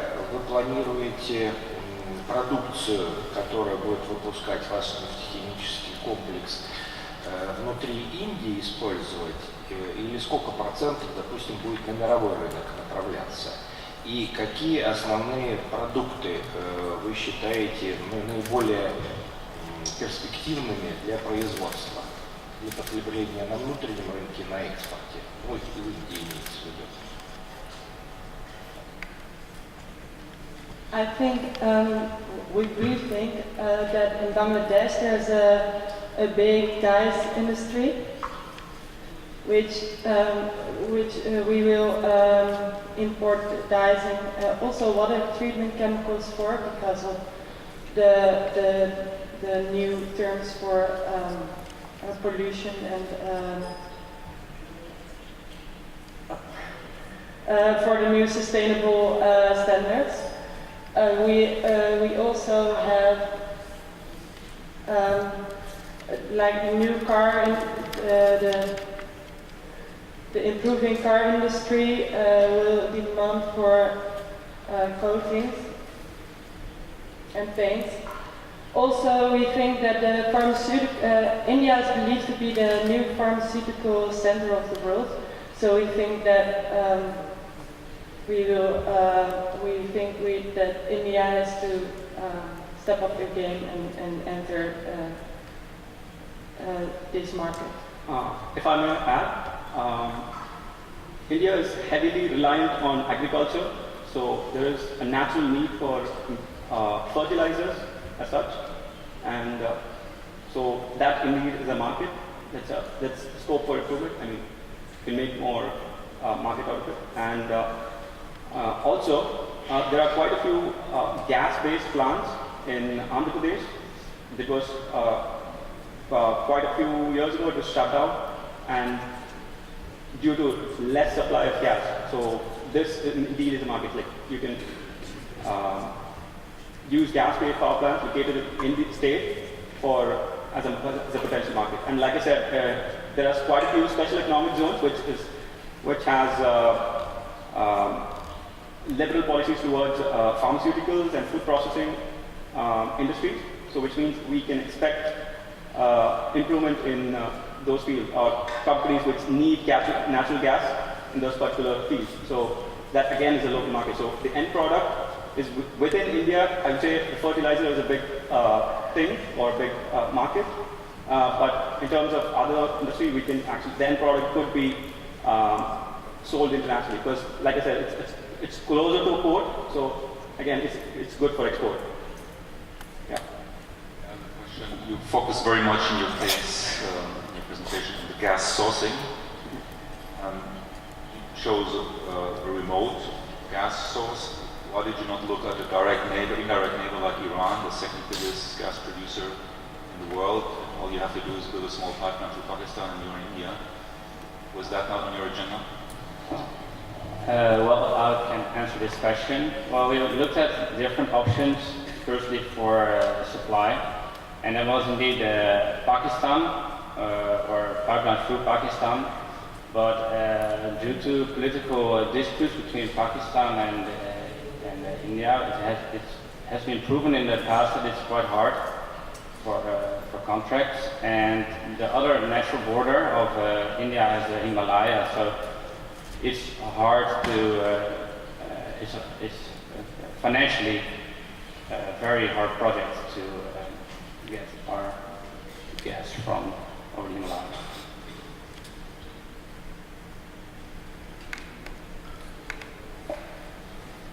I have a question that's similar to the question I asked to the second group. You said there's also a price risk, which is in your matrix. In order to manage the short-term price fluctuations, you can hedge them. But if you look at India, there's very low domestic production, and there's a projection of an increasing demand for gas. So I would see there is also a risk for a relatively high price, high demand, low supply. So there's a risk that the industry is not very competitive due to the high gas prices. What mitigation would you do in that context? And I think that because we have this joint venture, and it is like a cooperation of both parties. It's a cooperation from Gazprom with Indian companies. On the long term, they should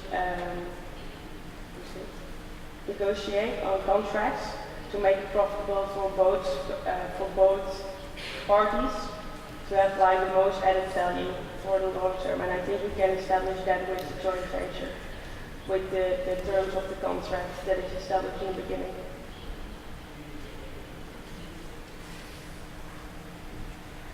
Thank you. Thank you, Mr. President. Thank you, committee members. Thank you for your nice solution, nice answers. I ask you kindly to get back to your seats. And now, I ask the audience for an additional applause. Because you know, we are now, thank you, nearly at the end of our first part of the contest. And the last team performing on this stage has waited a long time. And for sure they are more nervous than anybody else in this room. So please, support them with a very warm applause.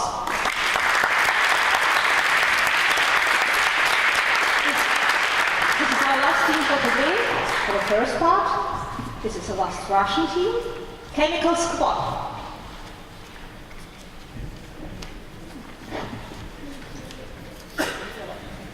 Good luck, guys. Thank you.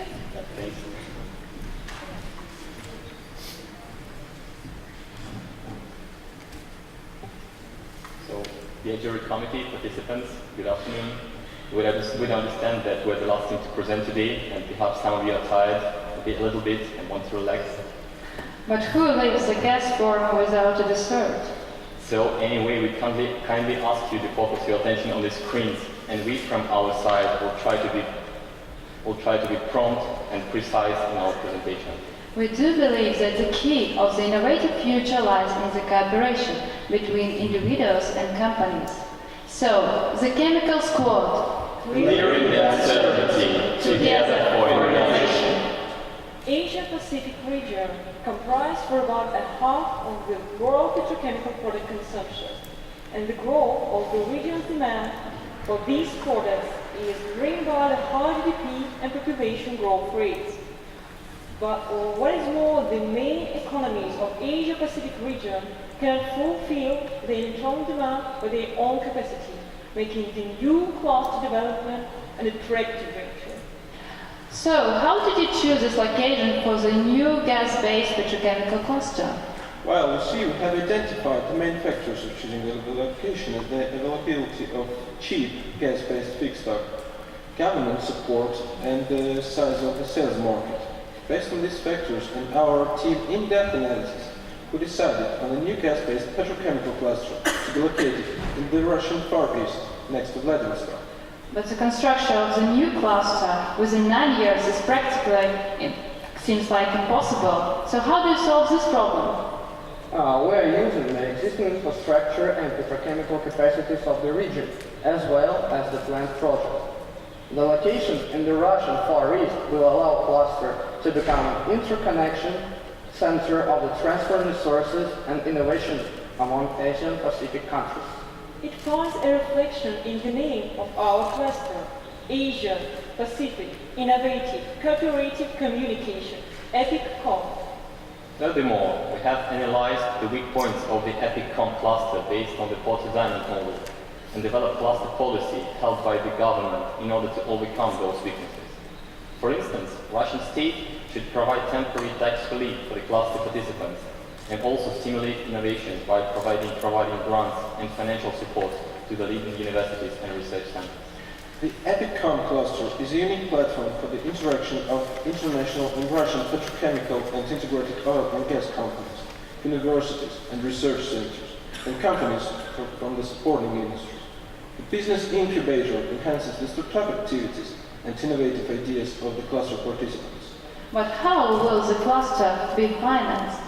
One of the main steps of financial strategy formation is creating a pool of costs among companies within 3 different approaches. The conservative one will include a low-margin product that brings low capex and low risks, but a long payback period. On the opposite, the investment appetite of the aggressive approach will require a high level of capex and risks, whereas payback period is medium. The most appropriate approach would be adaptive, where all the indicators are in the medium zone. Speaking about the risk, we have identified the major ones, with lack of investments and increased competition being the most serious according to the impact and probability. But with the appropriate risk management tools, these risks will be mitigated. Well, what about the timeline for the cluster development? We propose a spiral timeline that can be implemented on various stages of cluster life cycle. Every new project would be built on the experience of previous one, and that catalyzes the movement of the learning curves.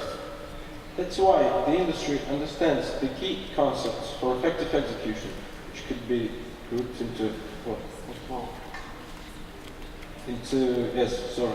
4 major business perspectives: learning and growth, internal processes, customers, and finance.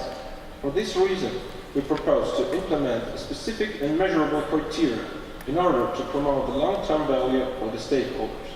The improving internal processes and development of undertaking social and ecological responsibility should be quantitative, comparable indicators for each field, provided by the balanced scorecard developed by our team. So, in regards to the stakeholder management, we offer a tool, specific tool which is called Power Interest Grid, that allows us to manage the stakeholders in accordance to their project outcome and interest. And the specific point of the project lifecycle starts when we should decide which strategy should be implemented. The revolutionary scenario with a key focus on innovations and education by means of sustained R&D, enhanced quality management, and improved collaboration will lead to the most efficient way of the cluster's development. The evolution scenario is focused on the investment in high profitable projects and portfolio management. The outcome is the high peer pressure and competitiveness growth. Although, in this case, we see that this approach is attended to the although in this case the growth of the projects only falls due to little attention paid to innovations. And finally, the inertial scenario, which is speaking by itself. No innovations, no investments, equal to no life, which means the dramatically rapid fall of the project. Moving to the innovation strategies, we identified that the key to successful development in the fusion of innovation products is the knowledge management, and the special two models which should be implemented. The first one is Monica and Takeuchi model that allows us to develop innovation growth by spiral type, linking together customers and producers. The second model is Prevent approach, which allows us to create a self-organized learning organization system, which brings us the synergy input of all the employees and top management communication. The operation of the newly based classroom will also have impact on related social and economic spheres. For example, by 2025, budget income will increase by 16 billion rubles a year. The share of petrochemicals in GDP will increase by 8% to 10%. Transportation and local facilities quality will show a significant growth. The population of the region will increase by 1%, and the new green jobs will appear in the region, improving the total amount of workplaces. So, taking into account all the advantages and having all the weak points mitigated, the new gas-based petrochemical cluster EPICCOM, a platform for the international dialogue and cooperation, should be built in the Russian Far East next to Vladivostok, inspiring innovation in the petrochemical industry and also development of the region. Thank you very much for your kind attention. We'll be very glad to answer questions. And also for proving that you are a sport, at least at the beginning of your presentation, you impressed me. Thank you. I hope you impressed also the audience. And now, the Judiciary Committee, it's your turn to ask questions. On your rudder chart, when you choose the Russia Far East as your territory, you mentioned that in case of market size, Russia Far East close to India, for example. But the main decision was made by the government support. The question is how you measure government support of other countries. The government support is always measured like as an index of different indicators inside of this. This includes law, sport, then the government programs, and moreover the government strategy. And our strategy is a very impressive one, which includes the progress of some new projects in the East Far region. This project includes a lot of petrochemical projects like gas processing plants, helium hub, and new LNG terminals. Yeah, and also we know that Russian government plan to invest in creating some petrochemical clusters, and in fact there would be 4 of them. So it is. Moreover, we all know that without any government support, there will be no base for the knowledge development. Yeah, because this is the artificial cluster, which is not created by itself. Then the government should create some sort of incentives for this cluster to be created.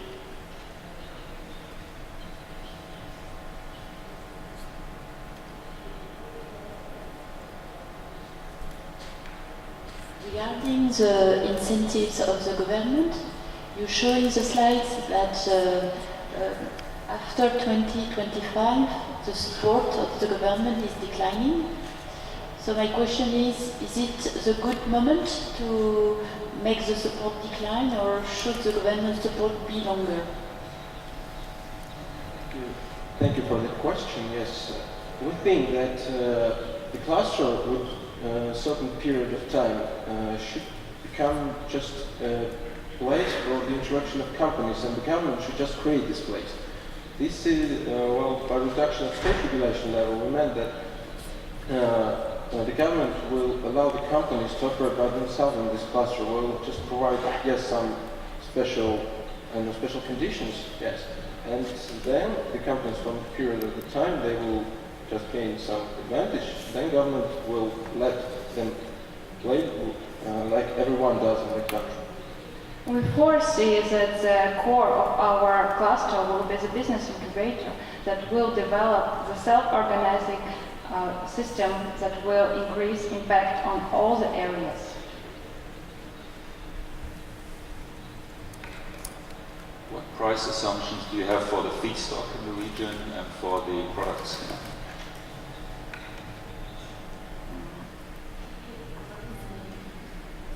We choose Russia because it's the cheaper feedstock if we talk about Asia Pacific region.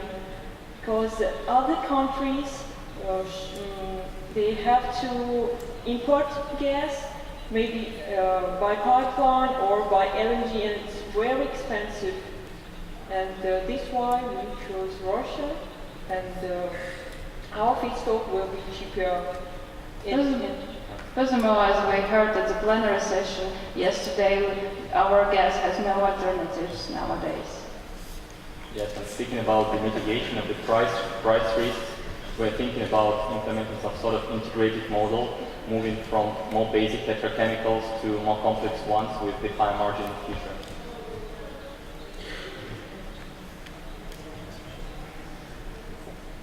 So, thank you for your questions, dear jury. Thank you for your answers. Thank you for your questions. You may now relax, take your seat,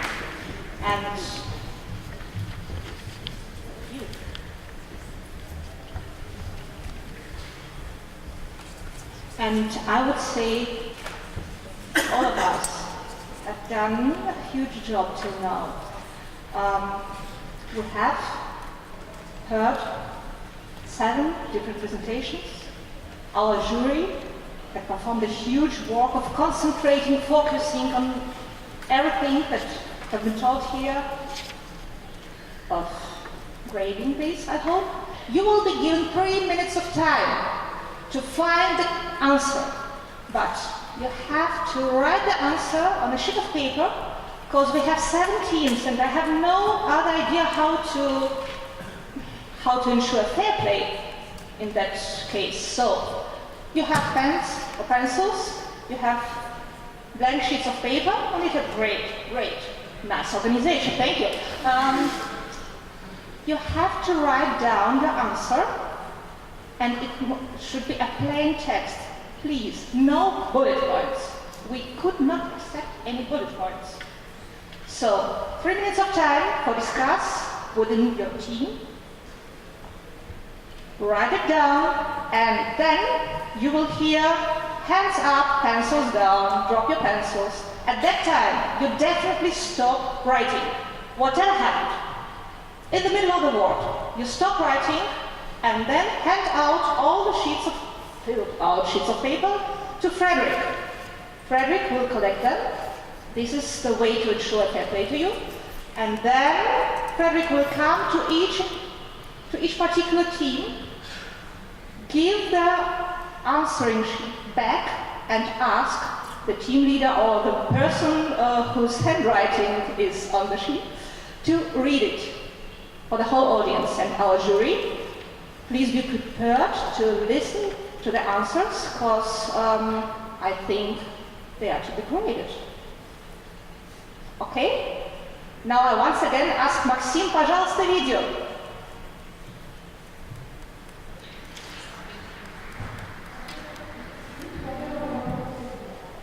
Case contestant participants, greetings from India. Let me introduce myself. I am Subhashish Ray, professor at Xavier University, India. Over the last 2 decades, I have been working in the area of business and sustainability, and I have been especially interested in regional and global energy markets. I believe that energy is going to play a very big role in peace and global governance and business sustainability over a long period of time. So my question to you is related to the current situation, the case you are solving. You see, most of the experts are predicting today for India to be one of the largest economies by 2050. India is already one of the fastest growing economies, and there will be a big demand for gas petrochemicals. So, given the situation of high demand and the need for gas petrochemical, and the fact that you are looking at the time zone of 2025, here is my question for you. Which industrial markets, as consumers of gas petrochemicals, will see the highest demand for gas petrochemicals? I look forward to look at your answers and share with you this learning journey. Thank you very much. Case contestant participants. Thank you. Спасибо, Maxim. Oh, it's not time to discuss now, I will tell you all. I have a feeling that one of the teams has already somehow anticipated the question, but now, 1, 2, 3, go! 3 minutes of time.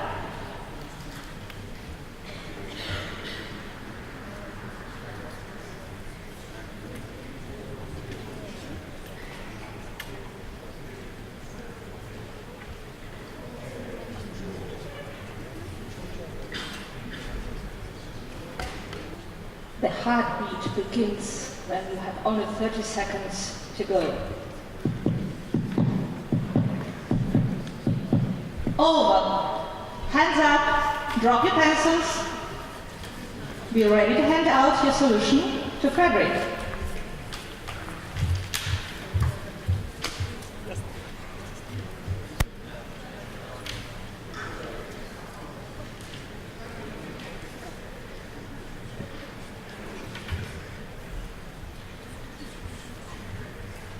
I must admit our audience is a great one, because during all the 3 minutes of time, you have been so silent. I think the teams have got a huge support from the audience. Maybe it's time for the teams to give an applause for the audience. Thank you. Okay, so our answer is given the rising living standards, we expect an increase in demand of automotive and household appliances.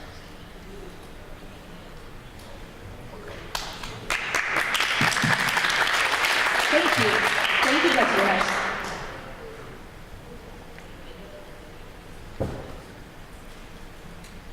India currently has biggest share of middle class in Asian region. That means that they will have the largest number of consumers in demand of products such as basic petrochemicals in such sectors as plastic packaging, agriculture and textiles.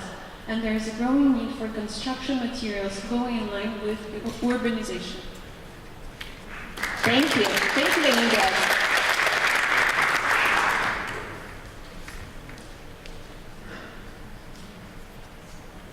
We assume that due to a huge increase of population, especially in India, but also in overall economic growth, until 2050 the need of petrochemicals as a result of an increasing need of pharmaceuticals, but also as a result of demand-side supply gap, we expect this ethylene and benzene, cumene, and acetic acid in pharmaceutical industry. Thank you, Team Hub. Now organic medicine on turn.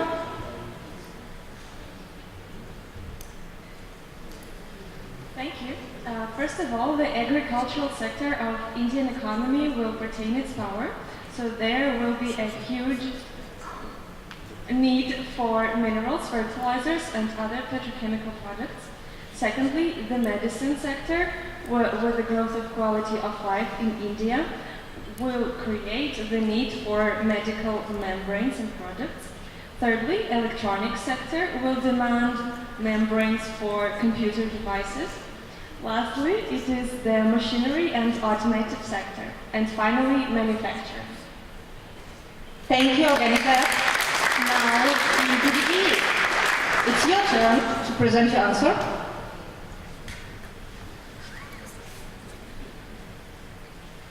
We believe that the packaging industry will grow with the highest rate because there will be tremendous growth in e-commerce, food industry and other sectors where packaging products will be needed. Another industry will be the automobile industry. Thank you, Team BDE. Team Orange. India is heavily reliant on agriculture. There is an expected increase in the fertilizer sector. Further, the transport sector are in need of gas. Painting and coating industry is growing from $3.1 billion till $12.5 billion. Thank you, Team Orange. And last but not least, the answer of the Team Chemical Squad. By 2040, in our opinion, according to the World Population Forecast, India is going to overcome the Chinese in terms of population. The main industries that would drive the demand of the petrochemicals will be the automobile and machinery industry, especially industrial clusters such as Bangalore. Moreover, the pharmaceuticals and agriculture industries will show great growth. Thank you, Chemical Squad. Thank you. So I think now we got enough aspects for our jury to think about it, and the jury will perform a very difficult task. So, dear jury members, I kindly ask you to proceed to your consultation room and to discuss your impressions of this contest, because the following part of our afternoon would not be graded. It would be fun for all of us, while the jury members will work hard. So I'm very sorry that you have this hard work now while we have fun. Please start your discussions and come back with results, with the feedback, and we are very keen to learn about your impressions.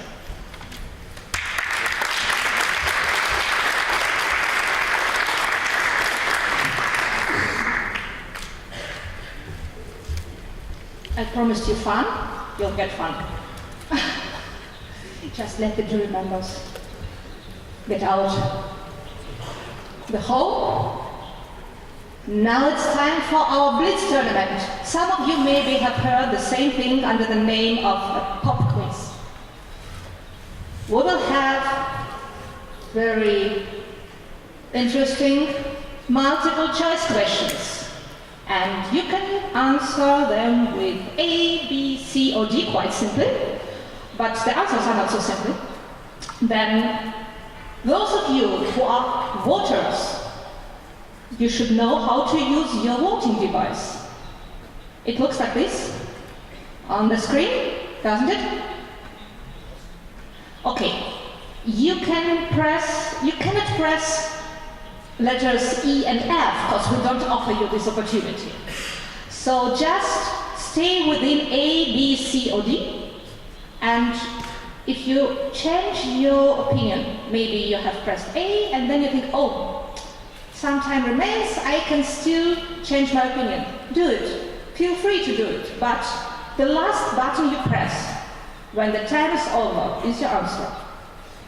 Last year we've done something similar, and we've seen that our teams, although they have been quite squeezed like lemons after the contest, they performed a bit better than the audience, and I think now it's a challenge for you, because you are very, let's say, special audience. All of you have already done the mini case.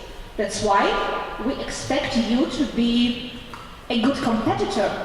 You play all together as the audience, will get a kind of an average result from you as an audience, and 7 teams play against 1 audience. Is it okay, guys? Are you ready? Okay. Then I hand out to Rustam, our supporter on the operations table, and we start with our pop quiz. You have only 30 seconds to type the answer, and the question number 1 is: what percentage of the world's population does not have access to electricity? A, 5%, B, 10%, C, 17%, and D, 25%. And the time starts now. Go. Rustam?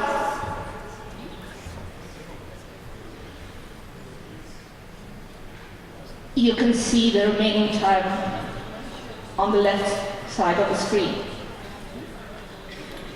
Our teams will hold up their answers now. And we have C, C, C, D, C, C, C, and now we have a voting result from the audience. And what is the answer of the audience? It's C. 17% of the world's population does not have access to electricity. Thank you. We'll proceed with the next question. When was the first gas pipeline built? A, in 1000 BC, B, in 500 BC, C, in 500 AC, and D, in 1000 AC. And the time starts.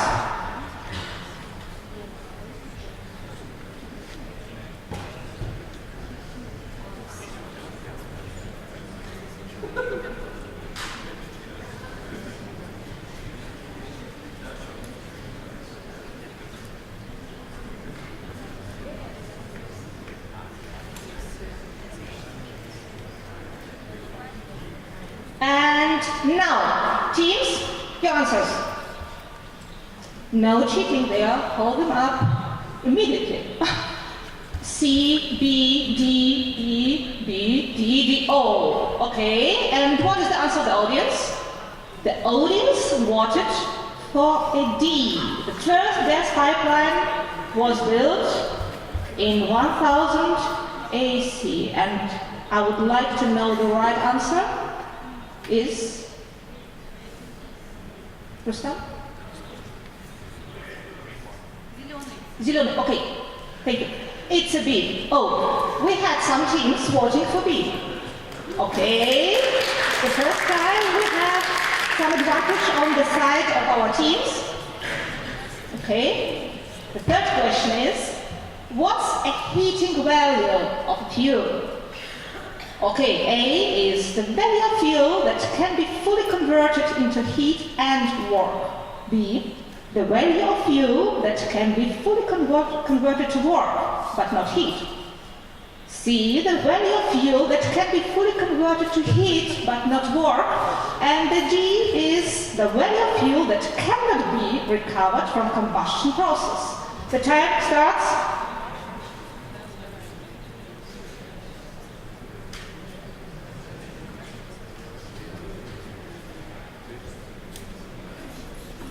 Okay, it's A, C, C, C, C, C, C. Okay, and what is the vote of our audience? Oh, the audience has voted for A, okay?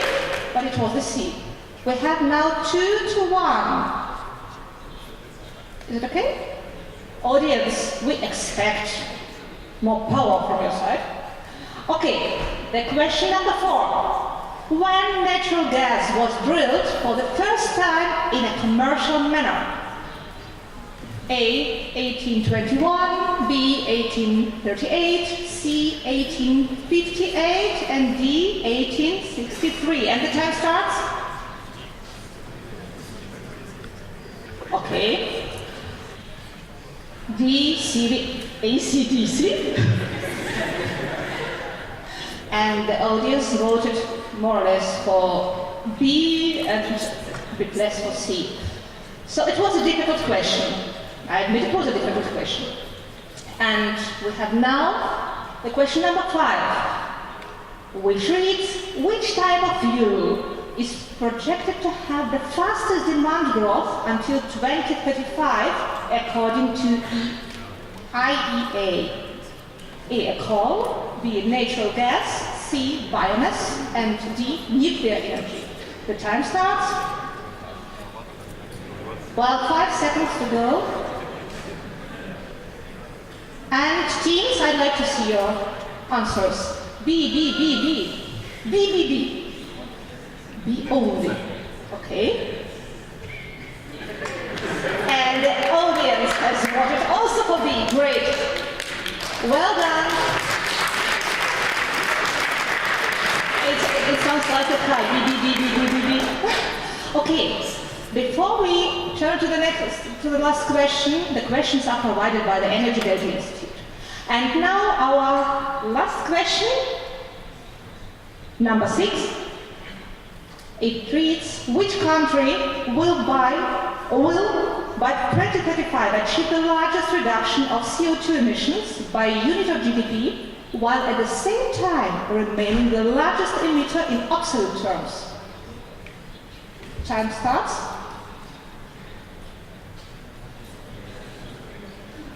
5 seconds to go.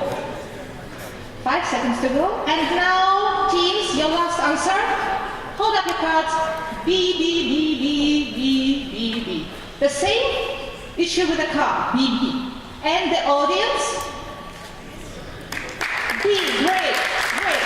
I hope you feel better now because you're really a great audience. Okay, you might get nervous. You, dear audience, might relax. But now I think it's time for us to invite our esteemed members of the jury to take the stage, to take your seats at the stage, and to tell us something about their impressions of the performance of our 7 teams. Dear jury, may I ask you to join me on the stage? Thank you.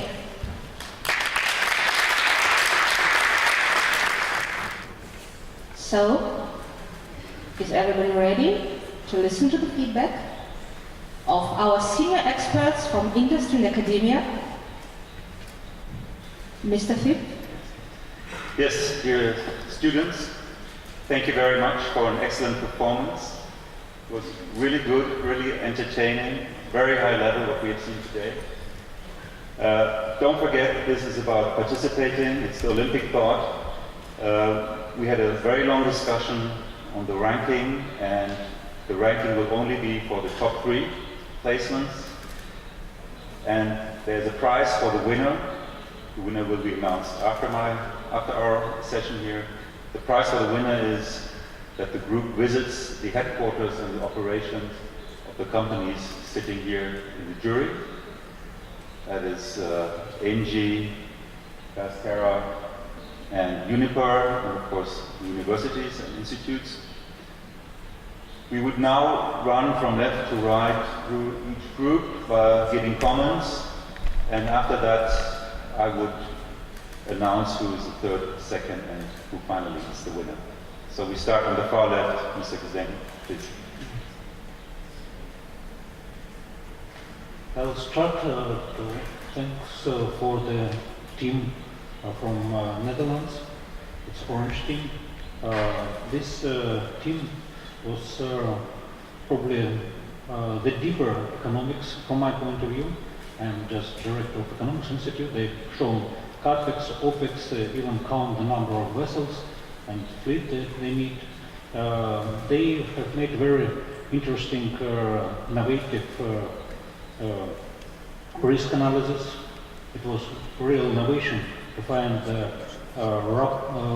ruble, the rupee cross rate, for example, risk for their projects. Also, it was very interesting that maybe they don't have the deep one analysis of choosing the location of their project, but they have very political reference to the speech of Mr. Miller on the latter section, that India is the market without any doubts and does not need any calculations to be sure in it. So it was very complex, very interesting, very nice presentation, and I think finally the slogan of this company, it's orange country from orange slogan about an agility in the future. It's very close to this one innovation session. Thank you very much.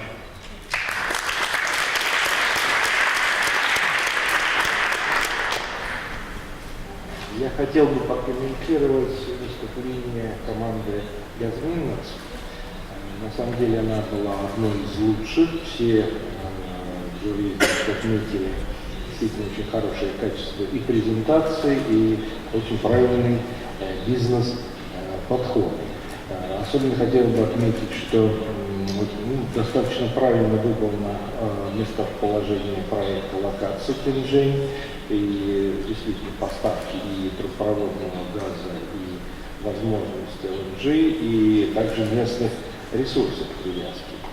Правильно определены партнеры возможные, в принципе, хорошо обоснованный проект и с точки зрения политической, и всех входящих в возможные проекты решить.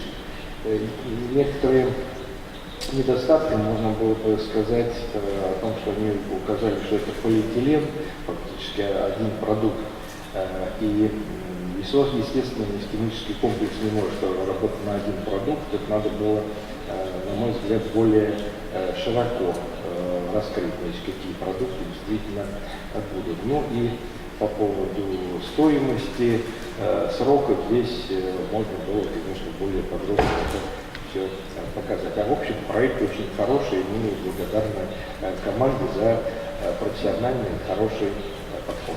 Спасибо.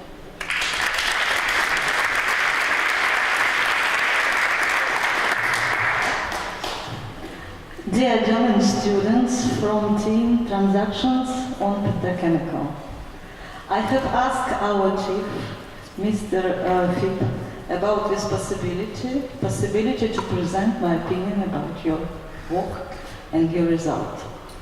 Fortunately or unfortunately, we are not able to look into the future, but we are able to evaluate your skills, your competences, your logic scheme, and your presentation skills and your team building interactions.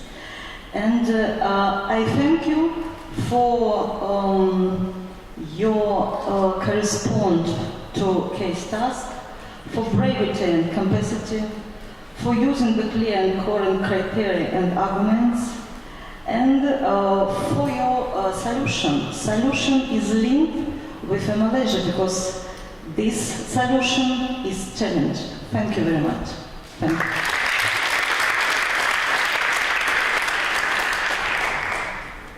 I will comment on the two Russian teams. First one, Organic Lab. Thank you very much for a good presentation. It's very professional, very creative. We thought that the choice of the location, island Euron, is very logical. You developed the case very good around it. Your case had sound economics, and we thought that was very convincing. Thank you.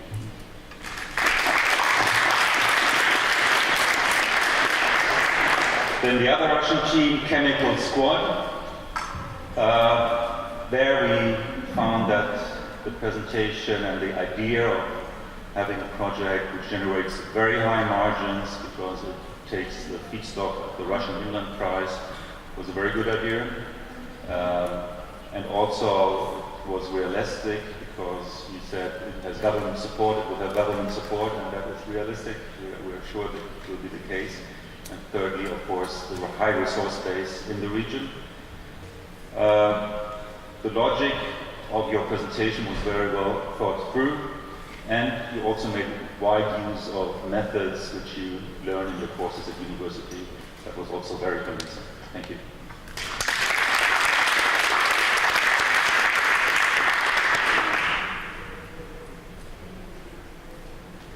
So, personally, I would like to thank a lot the German team, UDE, for their very professional performance on the stage.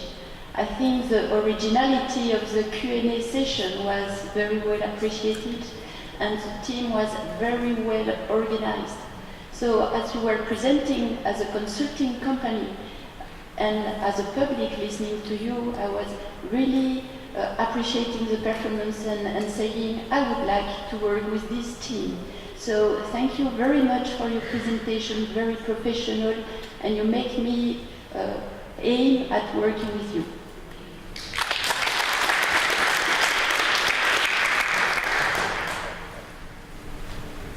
And finally, the group lending gas had a very well-structured presentation, very logically built, so the reasoning was very clear.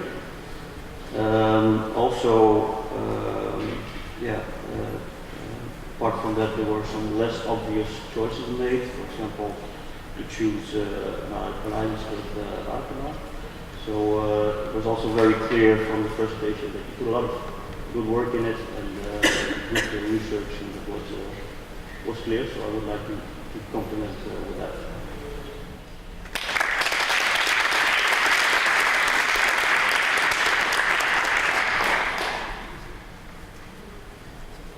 Thank you so much for your feedback. May I now ask the chairman of the Judiciary Committee, Mr. Wofib, to release us from being so nervous, awaiting the announcement of the team that is ranked third, second, and first. First of all, you're all winners because you participated in this case. You spent time looking at petrochemical business. You gained knowledge in this field. So see yourself, all the 7 groups, all these students, as winners. But coming to the ranking, we had a long discussion, and it was, like I said, all very close. But we think the 3rd place deserves the Russian group Organic Lab. Congratulations.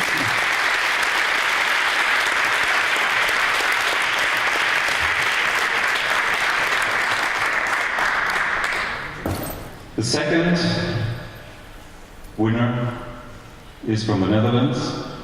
The gas winners, congratulations.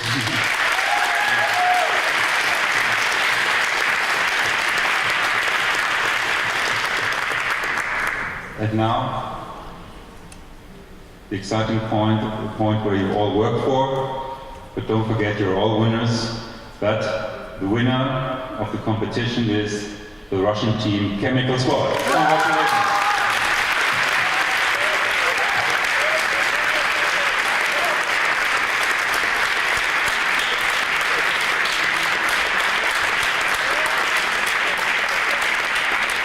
Please come on the stage.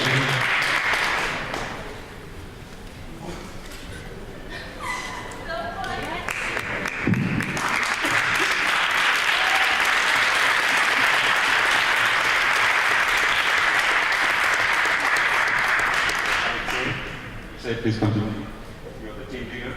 Congratulations. Thank you. Here's a certificate signed by Mr. Komjakov from Gazprom and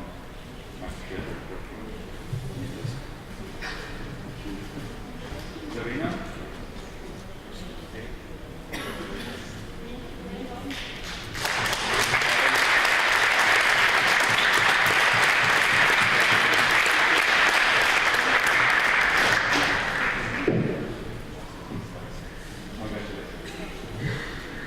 So please give them a big hand.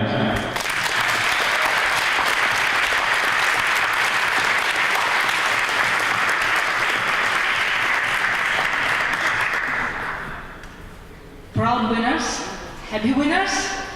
I hope in a few minutes a bit more relaxed winners. Thank you so much. And now, may I announce our special guest. I have already announced him for saying us the closing speech, but first of all, I thank the winner team and ask you to take your place, your seats. May I now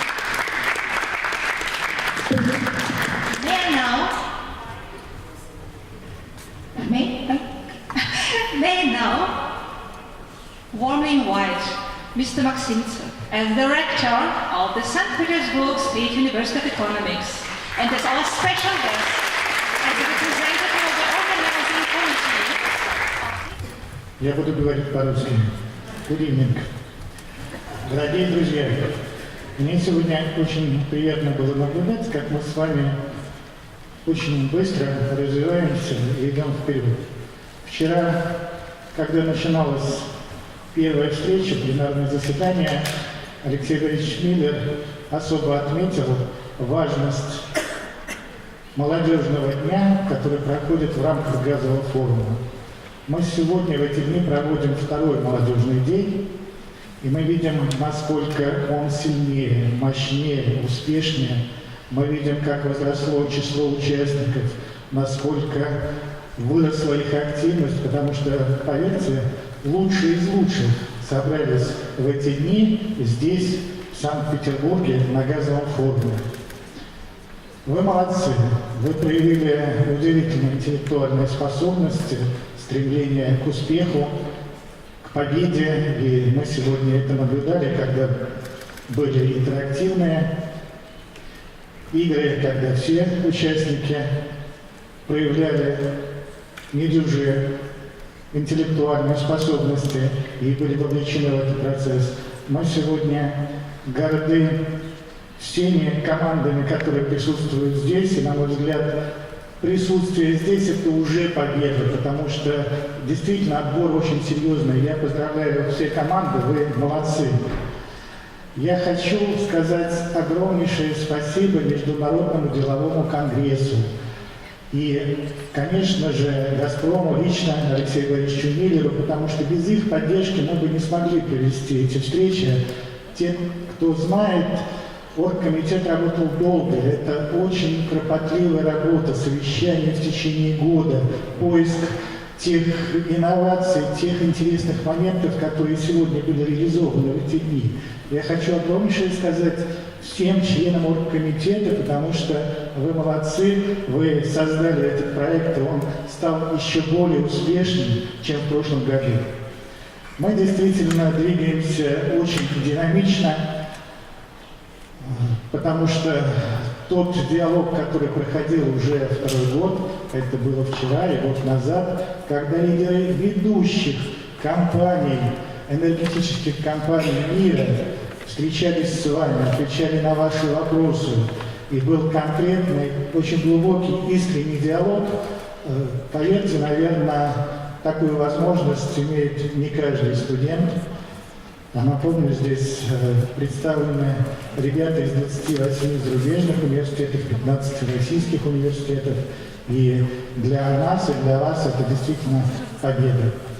Я хочу сказать огромнейшее спасибо высокопрофессиональному жюри, потому что они сомневались, они искали правильное решение.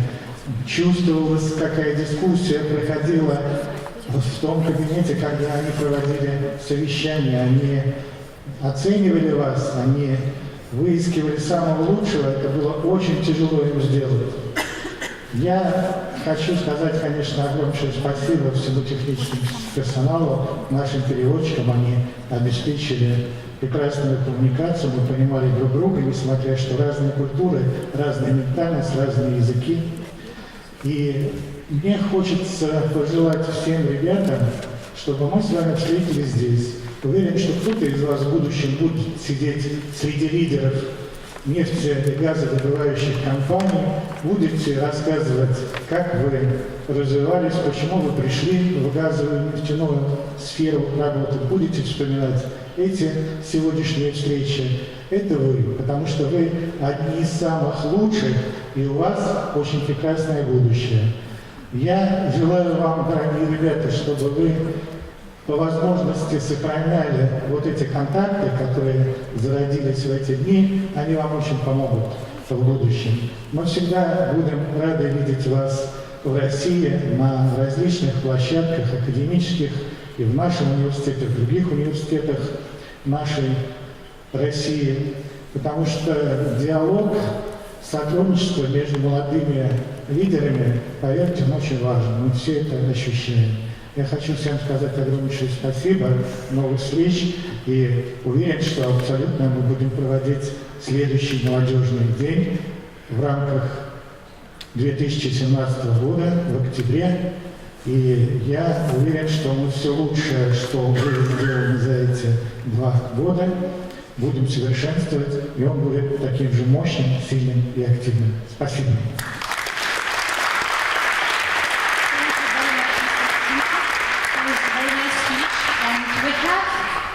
Last but not least, some presents for our hard-working jury members and also for our hard-working teams. We have also one additional issue, which is everybody here deserves an applause. You as a jury, you as teams, and you as a great